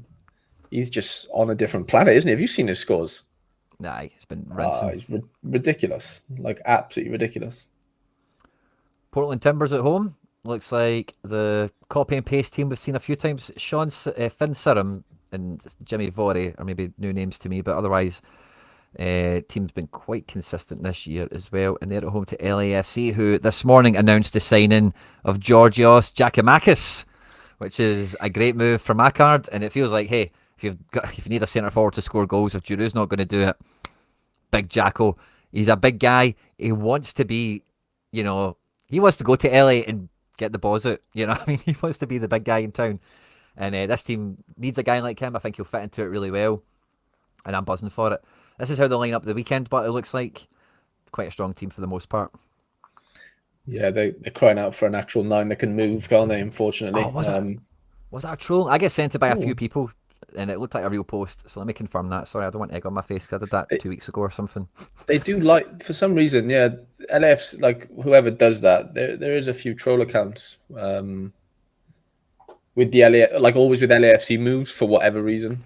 Yeah, it wasn't LA one last time, wasn't it? What was that who said? was it? It was like Johnny before. Russell. Yeah, it was before Kengus under. Like it was whoever. Yeah, meant just Johnny funny. Russell. Yeah. Aye. So yeah, maybe it was a troll, but they're very much on the heels of doing it. It feels like, and yeah, maybe it was a troll. So apologies, because I've got some form for that. But yeah, and then the last MLS game we've got here is the Quakes at home to Kansas. This is the Quakes. Yeah, most of the guys you want to be playing there are there, except for the goalkeeper. Errol Edwards Jr. rises again from the ashes. He's putting the gloves back on. He's getting another appearance in MLS. And it's under Bruce Arena again. This guy was the backup keeper at the Revs, wasn't he? When Matt Turner, he was part of that whole Matt Turner going and playing for America. Remember that happened too? Was it Gator Guy or somebody else? But somebody bought like 1,000 of them. Not 1,000, I'm exaggerating. Yeah, it might have been Gator, Yeah. I think it was Gator. So he's back and with Bruce Arena, and he's playing this weekend. Chucho and Joseph up front. Firepower for days. Just need to get a bit of service to them.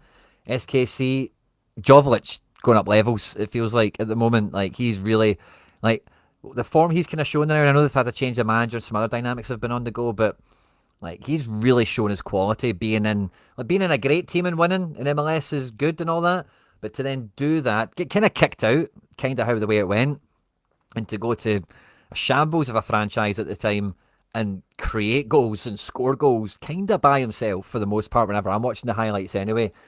I think he's really went up in my estimations quite a lot, and I was already a bit of a fan of him. But front three looks good. Manu Garcia's been playing ball, as you know, Harry. I know you're a fan. And the Quakes are not a team to be super scared of. They'll be fancying their chances to score a goal or two here. Yeah, that'll be an interesting one because Sporting Kansas City have turned it around since sacking their manager. Shappy's scoring is ridiculous. He's scoring like 90s and all sorts. He's doing, mate. Honestly, he's doing really well. Shappy Sulamanov. Shappy is the man. Isn't this the guy Laird won the unique for? When I got a unique of? Maybe. It was somebody obscure. But I don't know if it was him, I honestly don't know. It could very well be. No. Don't think so. I thought it was Shappy, but it was somebody like that. Laird got a funny unique, didn't he? For his it was the guy that played for Roma. Oh, yeah, Samorodov wasn't or whatever. Yeah. Yeah. I knew it was one of those kind of Eurasian kind of countries or whatever. But yeah, that's MLS. Now, guys, at this point in the show, we normally play a little clip from our sponsor. Now, at the moment, if you do sign up to play MFL, you also get a free player pack when you buy your club. So that's the promotion now. Season 4 has just ended. Season 5 is right around the corner. And yeah, here is a message from our channel sponsor.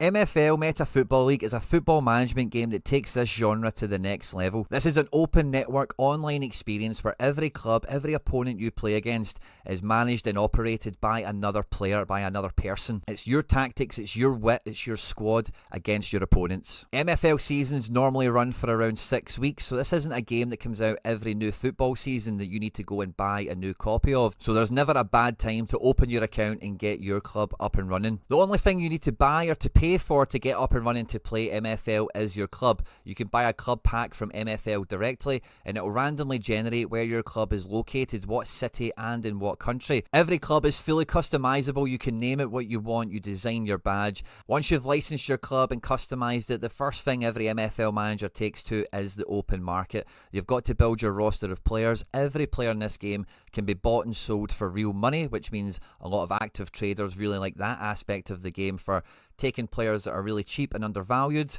and along with the player progression, maybe make them into a better player before returning them back into the market. One of the ways MFL takes this game to the next level is every player you own, you are actually their agent. So any players that you own that you're not going to use in your own squad, you can list on the market for loan, where they can go into another squad, and in return you'll get a percentage, you'll get a cut of any of the prize money that those players help those clubs to win. MFL for me really does encompass everything you could possibly want in a football manager game experience. Sign up by using the link that's in the description of this video or in the pinned comment. You'll directly support me and all the content here at the channel, but by doing so you guarantee yourself the best sign up bonuses available. If you do have any questions or you get stuck, feel free to reach out, and thanks again to MFL for supporting the channel and sponsoring the content. Love that. So thanks very much, guys. Thanks to MFL again. Fantastic sponsor to the channel, and it's been absolutely popping this week. If you have not seen it yet, by the way, I dropped a wee video while I was on holiday.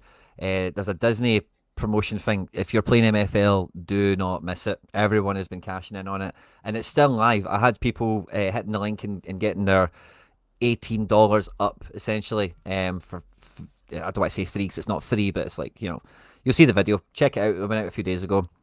It's still live, and if you're playing MFL and you've not done it yet, you're leaving money on the table, essentially. But Harry, I thought before we jump into challengers and whatnot, we have a wee look at J&K since we've got the specials on there. We've had some fun card editions come out this week as well, and both of them have got like a pretty smashing in-season setup going for this week. And as you were telling me before coming on, the best prize of them all, the trip and the cash and all the rest of it, is in the common mode. So it's all to play for in Asia, isn't it? Yeah, so you've got the two in-season comps. I think there's $15,000 between both. Sorry, yeah, so 30 all in, 15 in both. Top prize is like 2.5K, which is mental, really, for a limited special comp. And then yeah, you've got the free to play, which you can win a trip to. And then I think they're doing another one in a couple of weeks, maybe, where you need 5 of the the special cards, and then you can win another trip, basically, I think. Yeah.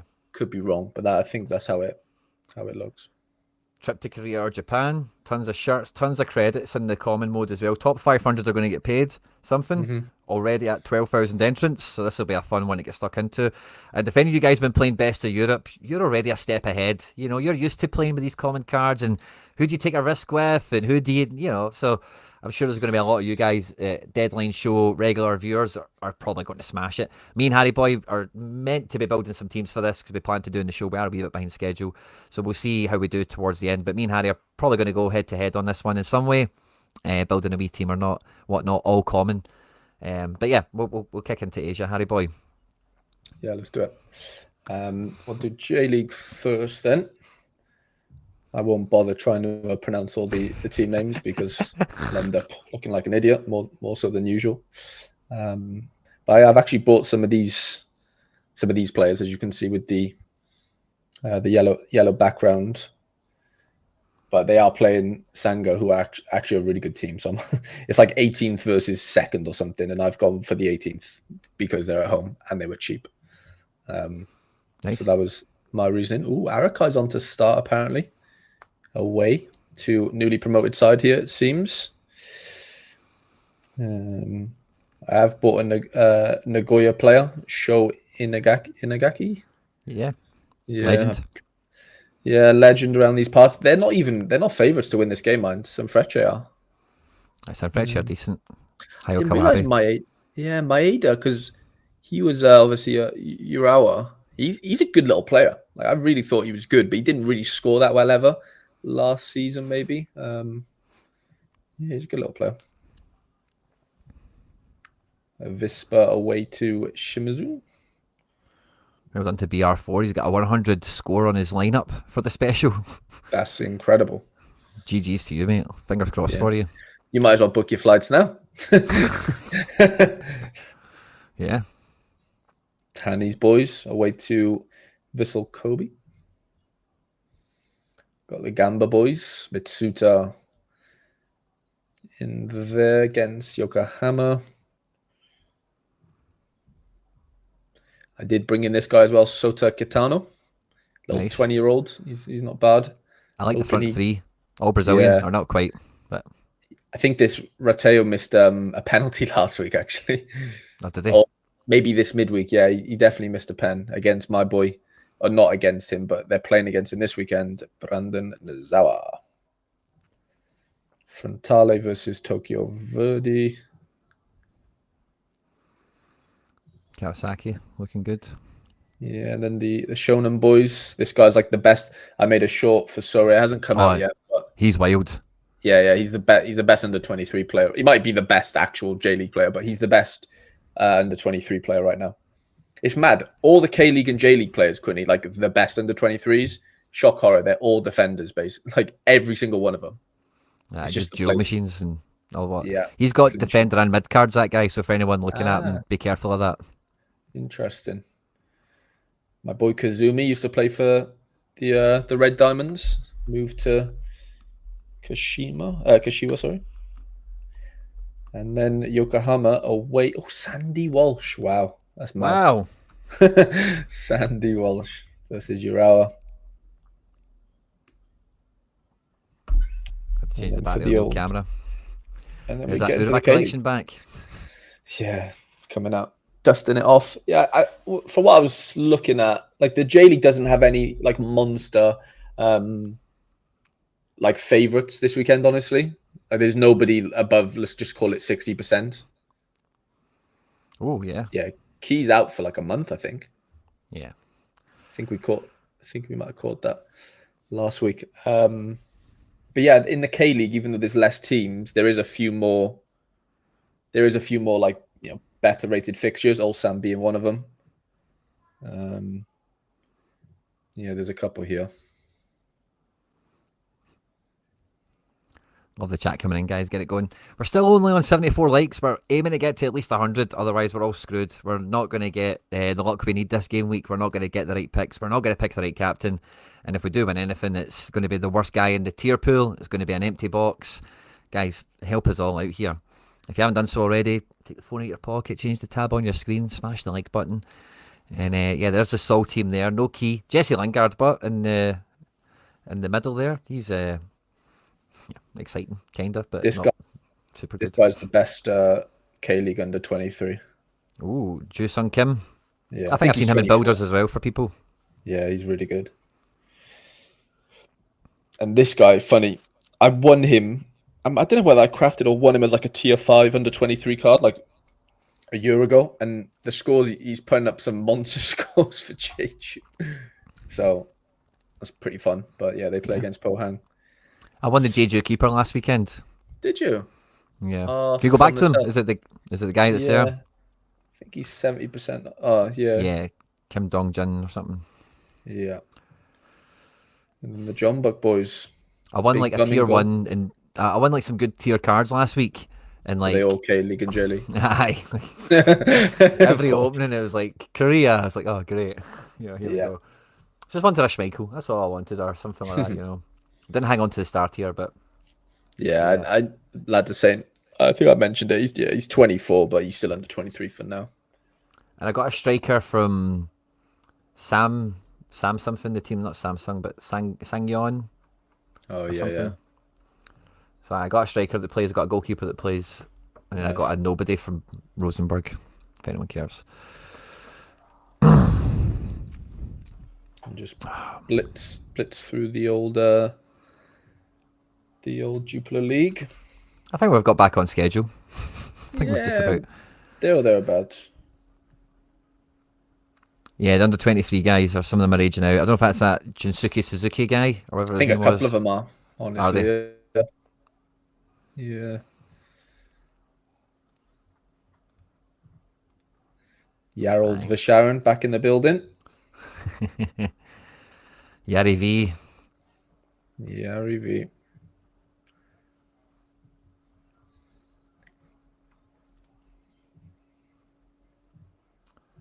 I'm not doing championship because those are actually out right now. So you just need to go on Twitter and you'll see the exact lineups that you need. Otherwise, these might not be updated. See, so a couple of them are getting updated, to be fair, but help yourself out. Get on the old X. Sporting at home, they've probably got the best fixture, I would say, this week in the Portuguese league. Porto at home, but Famalicão are a decent outfit, and Benfica away to Vitória Guimarães, who are a good team as well. Yeah. So keep an eye on those. And then we've got the Danish Superliga, where Brøndby have the double game week. They play Nordsjælland and then Randers. And then the old Copenhagen. Magnus Madsen was ill midweek, I think, so keep an eye on that. Jordan Larson season. Mm-hmm. Fly through the old Turkey. My boy Harris is suspended for Kasımpaşa, which is gutting at home to Sivasspor. That would have been pretty nice. I had Savic in a good team, but I've just seen he's 50-50. I'm probably shaking him out.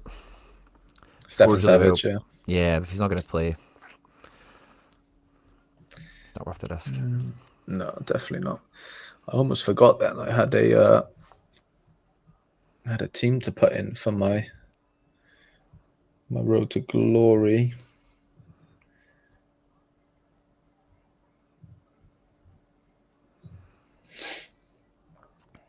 There he is.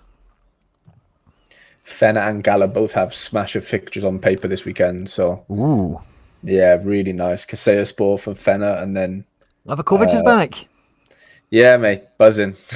I needed it because it was looking dodgy for a while. I don't know what's gone on. I don't know whether some nice Championship. Love that. Predictor 5, going the extra mile.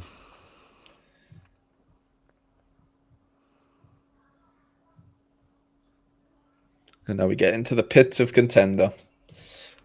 Although I am a contender J League boy now, so I can't slag it off too much.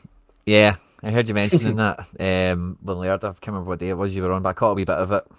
I kind of tried to see because I knew I was going to be off this week. Normally, whenever I've had time off, I'm not really off. I've ended up doing other stuff. But this week, I've been properly just trying to disconnect from everything. So I've got wee bits of content here and there, but not too much. Good to do that sometimes. Yeah, exactly. You just need that kind of cleansing of the palate mentally. Definitely. It's going to be mad. Like, as soon as the deadline hits, the championship games would have kicked off. Oh, nice. I might just double check my championship, boys. I've only got like 1 or 2 of them. Today's Friday. And who am I looking for? I'm looking for West Brom. Mikey Johnson, are you in, my boy? He is. That's cool. No Angus Gunn. I think we heard that earlier. Yeah. Plymouth. I've got a Plymouth guy or 2. Hazard is in. That's all I care about. And Tanaka for Leeds. I think that's all I'm after. Oh, Leeds is at 8 o'clock tonight. Oh, Leeds is a bit later, yeah.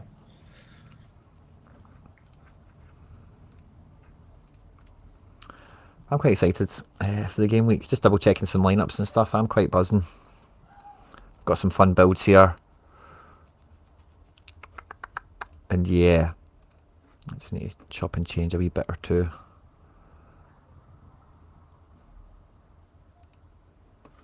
Vicus Angelino.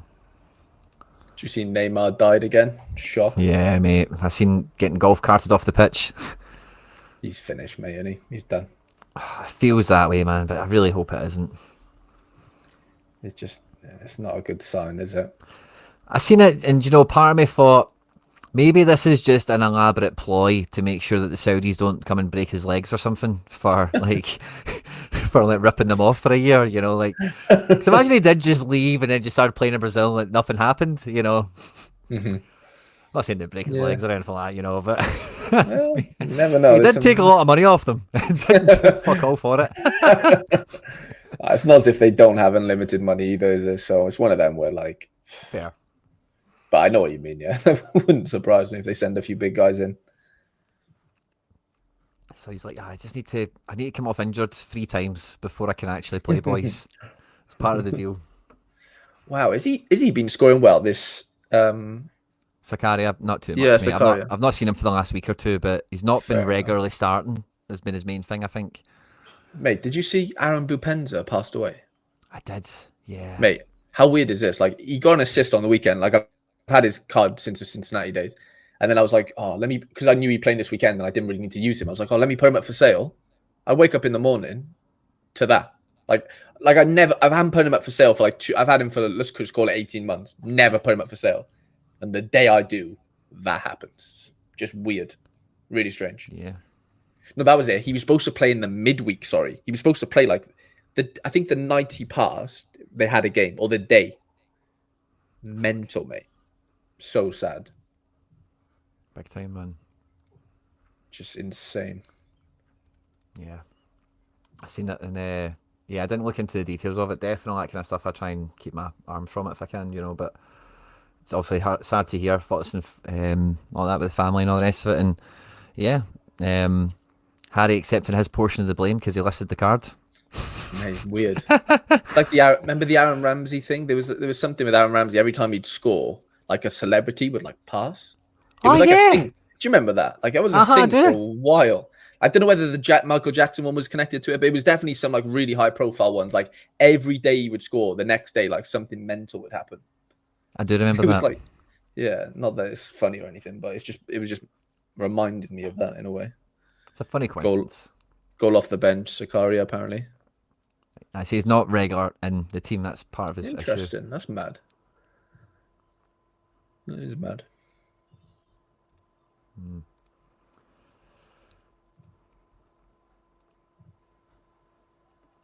19 minutes to the deadline, guys. We've not quite got to the 100 mark.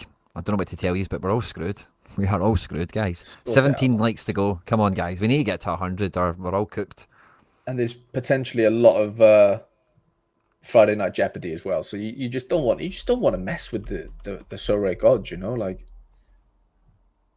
just don't take the risk. It's not worth it. It's not worth it, guys. Don't do it. I've gone all out for my my free to play Best of Asia, Quinny. I bought a limited. Nice. I tried to buy Tanny, the special edition Tanny. Yeah, nice. It went over my max bid, but yeah, some of them were going I've overpaid on a couple of cards. I think I spent about 40 quid on my whole team, three specials. I even bought a few collection cards, just a few pieces to go around it to get 2s and 3%. What's this now? They're already mathematically relegated. Huh. I was just thinking, could Fudias, could he play there? That would be nice.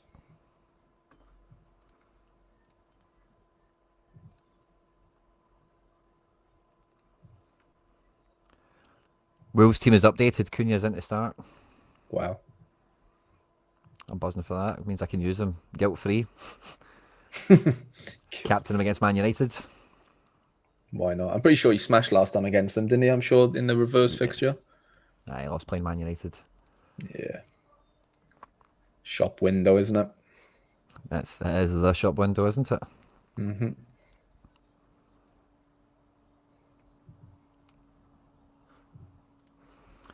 I can't quite get this final Champ Super Rare team together.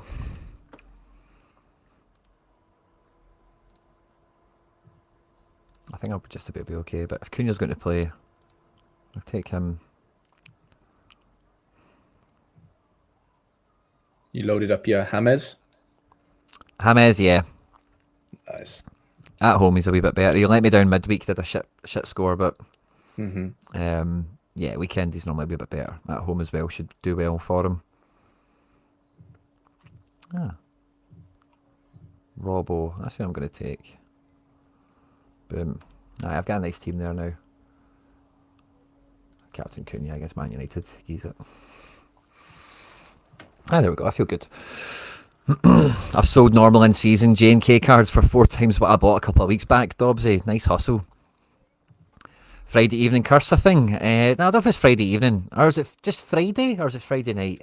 Definitely just Friday. Just Friday curse. Yeah, like when we say Friday night, curse. I don't think we mean the actual night. It's more just anything that happened on a Friday, I would Yeah, say. because we do get early kickoffs screwing us in Germany and Croatia and stuff like that, don't we? Yeah. Aye, fair. Just Friday curse.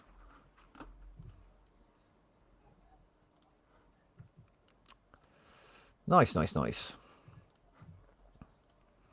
not too sure if I've did all my wee kind of throwaway teams, but I think last night I did all my main teams. I'm just trying to scan over them and make sure all my ducks are in a row. Yeah, I think I'm just about. I'm not too bored about throwaway teams and stuff like that. Kim Jin Hyun not on to play. I might patch that team. And what would that give me?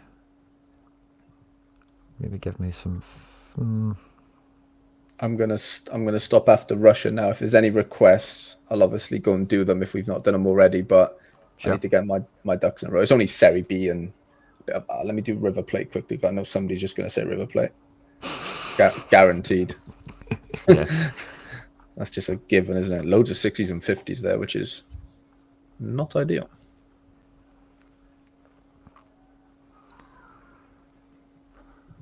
Yeah, that was it. I need to do. Great shift, everyone. Yeah, we got there in the end, didn't we? Fisker. Benza.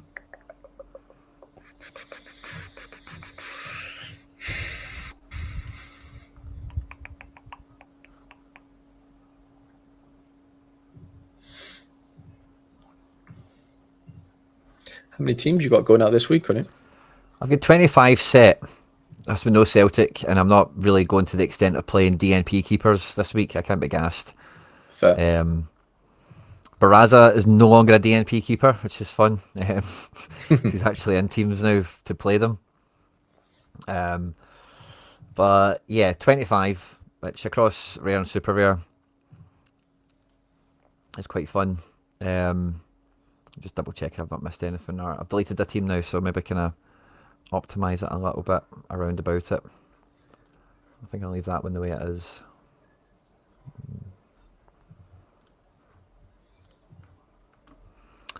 Minami against Dender.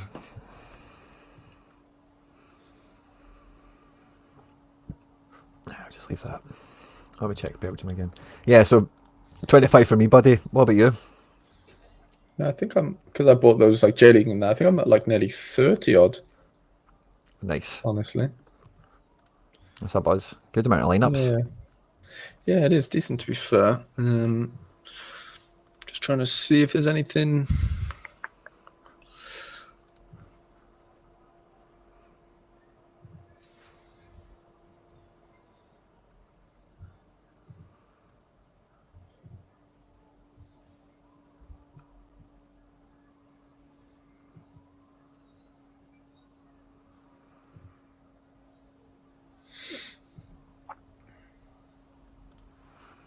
Yeah.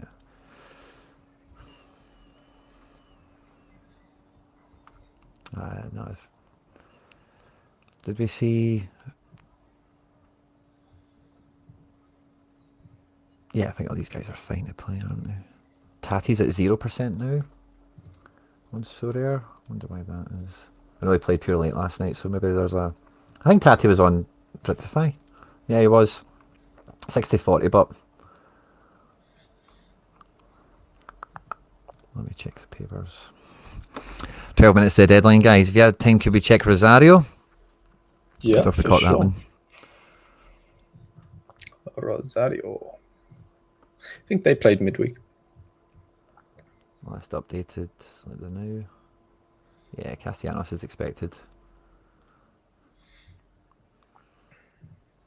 So I'll probably just about get away with that team. And yeah, I think that's pretty much as good as it goes.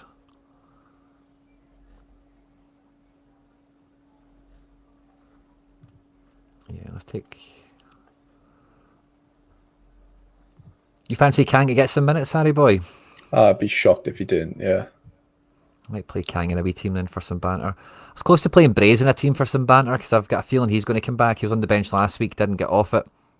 They really need him. Oh, Matoma was on to play there, wasn't he? Yeah. I might just throw Matoma into that just for winger's chance, you know.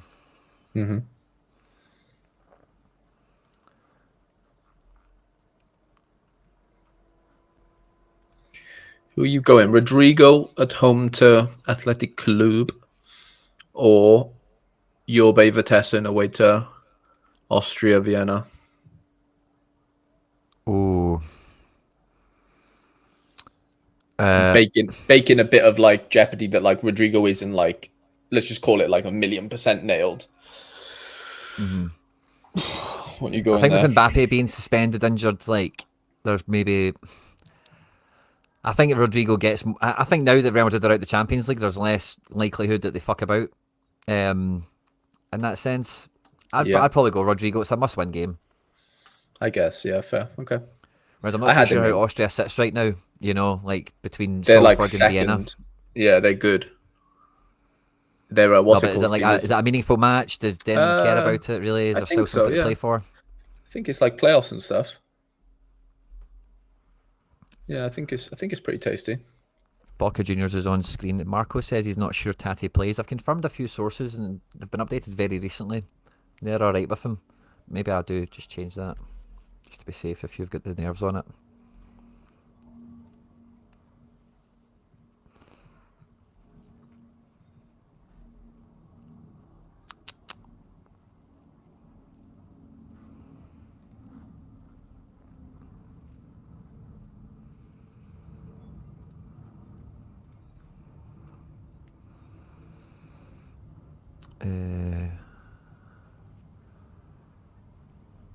Yeah. So I think I'd go Rodrigo. I just think that's all they've got to play for now, Madrid, and that's I'll probably see them attacking that. I'm definitely with you.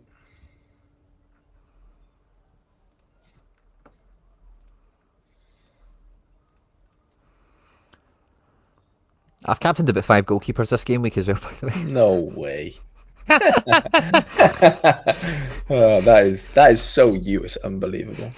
See, if I can't decide, I'm just like, oh, fuck it, just captain him. Captain, keep up. That's so fun. See if it works. I just can never bring myself to do it. Ever. Have you done your best of Asia? No, not yet. Get it done quickly, come on. Just in case you miss out on the trip of a lifetime. There's lots of games today, by the way. Like Porto played today. Bromby played today.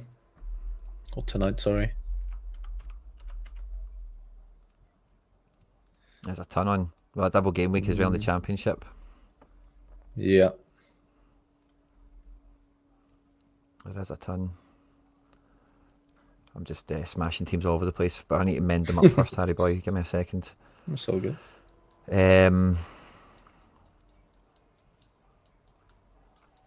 I wanted to get Slayer into a team, and we just took Amiri out of there. Maybe I just put Soler. No, I'll keep Soler with Paqueta.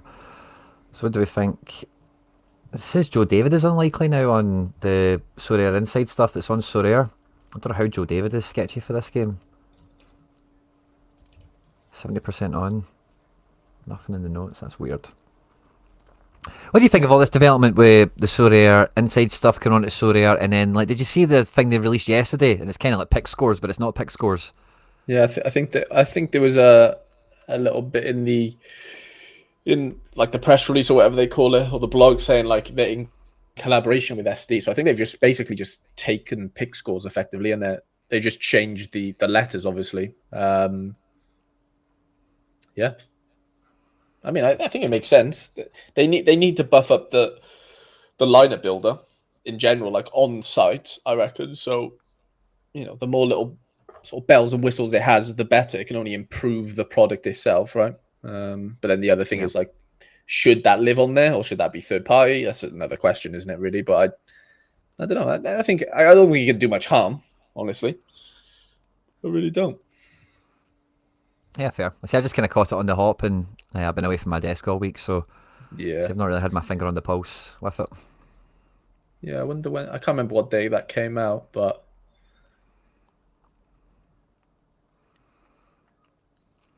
yeah. It kind of raises the point further and further, like with Sorare data. If it's all on Sorare's site for Sorare data and one or two of these other things, like Sorare have made a lot of Sorare data-ish improvements, haven't they, over the last month or Yeah, two? Price yeah, they graphs really and that have. kind of thing. They're eating their lunch.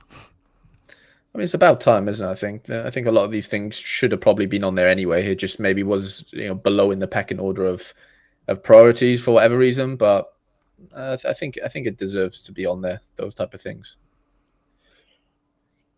Right, best of Asia time, Harry boy. Yeah, Best of what are you Asia. cooking? Have you got a screen? Have you built yours yet? Yeah, I did mine yesterday just because I bought that limited so I've had him locked and loaded. I've basically just got a sole defensive stack. Um, I've gone all K League actually. I haven't used any of the J League guys. I'm tempted to take Tanny for goals because I'm just quite ignorant to a lot of these keepers, to be honest. Megalario, he had an MLS card, I'm sure. Did he not play for... I can't remember who he played for. But yeah, I'm not too up on J League keepers except the ones that I've owned and stuff like that. Nishikawa, that's who you've went for. Sol defense, have you? Yeah. I'm taking Tanny. Away to Vissel, I know it's madness. Junsuke Suzuki is an easy take. I'm glad you've kind of vindicated or verified the stats on him. But I see I've seen him in Builder now for the last couple of member streams, and his stats are through the roof at times. Really AA centric as well. It's not as if he's getting fluky with DAs. Right. Yeah, he smashes. Savio at home to Yokohama. Oh, Saka at home to the Antlers. Could be fun, but probably not optimal.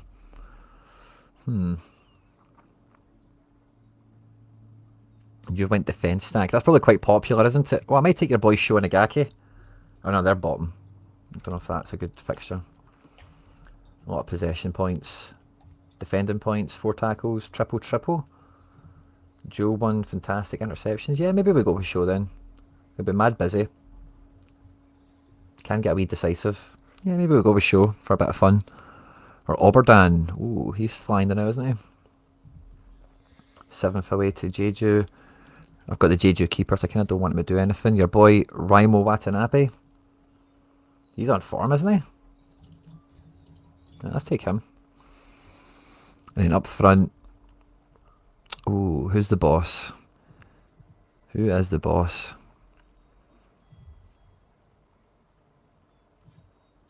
There's not a standout candidate up front, really, is there? No, they're a bit wishy washy, honestly, throughout both leagues. I'm taking Thiago Andrade because I'm just that kind of guy. And then Kosung Bum. Rinson. Third at home to Gangwon. Nice. Give me a bit of that. That feels good. Might double check the forward because maybe I'm just overlooking somebody decent. This Rimo, what's his scores made up of again? Oh yeah, he's good. That's a forward. Anderson Oliveira's been decent. Lamas was on form, now his L5 looks pretty stinking. This is the guy I won, Yu Kang Hyun. And he's just like a decisive guy. Yeah. But maybe just play him. 65, just cross your fingers, that's alright. Or do you push the boat out on someone? He doesn't really do much better, 70s. Yeah, let me just take the guy I just won. And Captain Jinsuke Suzuki, since we're talking about him so much. Screw it, that's my team. It's a real blindfold throwing a dart at a dartboard effort for me this week. No further research done on it. Toggle pick score. Is it not there? Oh, sorry, yeah. Where is it? Do you mean toggle it? It's not here. Is it? Am I tripping? You can't. Power grade. Oh, there we go. Maybe you can now. That's weird. I swear yesterday people complaining that you couldn't. Maybe they've added it, but... Guy's a D. There we go. How many minutes we got? 1? Shit. A, put him in. C midfielder, swap him for Yoon Bitgaram. Give me it. Korean KDB. Fuck it. Last minute, degened into a wee mini stack there of a team. I don't know who it was. Thanks a lot for the catch on that one, guys. Quinny Kuhn and Harry-san. Love that. I think I would be Quinny-san, and he would be Harry Kuhn, because I think which Harry's went more K-League, I'm more of a J-League guy. So I've gone full J-League for my actual limited, and then I've gone full K for my best of. But which shirt do you like better, Quinny? Like design wise? Oh, do you mean the cards? No, like the shirt that they've released. Have you seen the shirts? Yeah, I like the one that's more on the blue, like purple a bluey spectrum. Yeah. That one's the I think they're both one. amazing, but yeah. But I thought they were actual. See, when I first seen the announcement, I thought they were actual J League special shirts. You know how when like MLS does this is recycle like day, the blackout shirts, shirt and stuff. Blackout. Yeah. I thought there was like a club or two that was going to wear them for a game or something. But it's just like it's just like the rival shirts, isn't it? They've just made some. It's just some they've done it they've made with some sort of guy, basically. Bled. Yeah. Bled United, Bled FC, something like that. Yeah, he's a designer. He's a designer. Yeah, I thought so. It's quality, by the way. Don't get me wrong, but I thought it was like somebody was going to wear it. Quinny, we're all in. There's no more anxiety over teams, and we're locked and loaded. We're locked in, mate. We're locked in. How you feeling? Yeah, he's a community member as well. I'm feeling good, man. I'm feeling good. I want to see your best of Asia team, but let's see it. I should have it here. So this is my J-League one. So I've gone defensive stack with the midfielder, then I've just gone Show and Sota, completely different teams, and then this is my best of. So Seoul defensive stack with the limited, and then I've gone Ko Sung Bom. Is it Bom? I've got him and you. We've got the same forward. That's fun. Have we really? Yeah. Well, I had Have you seen the guy called Eric? I know it's kind of a bland name, but there's a guy called Eric that plays for. He played for someone else in I think it was like Ulsan or something. Then he's now moved to Vissel Kobe, but apparently he's like banned from playing, even though he scored in the midweek or the weekend. So I don't know what the issue is with that one. Someone will know in the chat, I'm sure. But yeah, I had to bring in Big Anderson as his replacement. So yeah, he's away. Everything else is at home. Yeah, I'm relatively confident. Just under 13,000 entries. I'll back myself. Why not? It's a strong team. Got some praise in the chat for your team as well. Ooh, guys, nice. Before you run away, we're 9 likes off 100. If you haven't hit the like button yet, let me like it. Now is the time to do so. We're sitting on 91. We cannot go into a game week, guys, under 100 likes or we're all wrecked. I'm so annoyed, Quinny. Kaminsky got a clean sheet this morning for... So I had him in the midweek lineup, which I've got a box out of, like a super box, but I had Trippier scored 100 in the same lineup. It was cooking. And then Adley didn't start yesterday for Fiorentina, and I was like, you know what? Let me just throw Barron in just in case Barron does play, even though he wasn't projected to, and the game was later. And obviously Baron didn't play, but he came on after like 30 minutes. So I was like, oh no. Like, he ended up outscoring Adley in the end. Adley literally had 1 minute on the field. So that was gutting. And then, yeah, I finished. Oh no, I'm winning a tier 4. Oh, hey, jamming. Finished. Is that right? Apparently I finished 6th in All-Star. That can't be right with 408 points, can it? Tasty, mate. Yeah, maybe it is. Jesus. That's mental. Sorare Bear is 5th, and he's got 43 more points than me. Wow. And we're getting the same reward. That doesn't seem midweek. Right. Yeah, apparently it is right, yeah.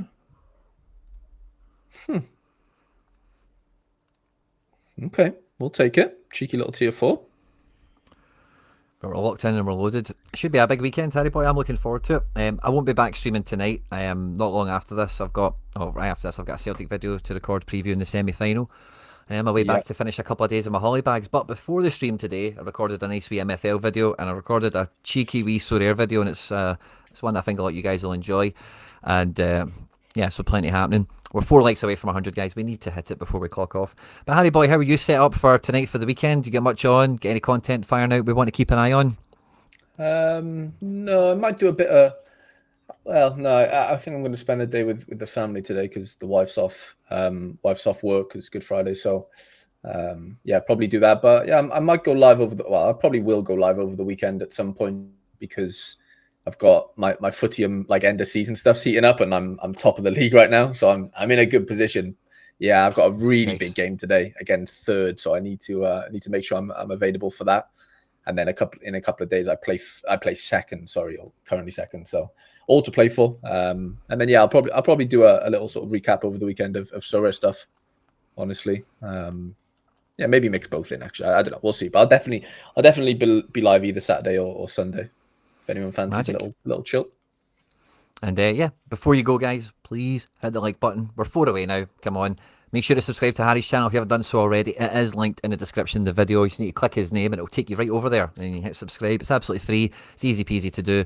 And then it just means me, Harry, whatever, if you've not subscribed here, please do so, obviously. It just means you never miss a show, never miss a stream, an upload, whatever it might be. But yeah, Harry boy, it's been an absolute pleasure, mate. Good luck this game week. And thanks to everyone that joined in. Yeah, it was class, mate. I really enjoyed it. All the best, everyone watching. Hopefully, no Friday Night Jeopardy, and I'll hopefully see you guys over the weekend. Enjoy your hollybobs. Take care.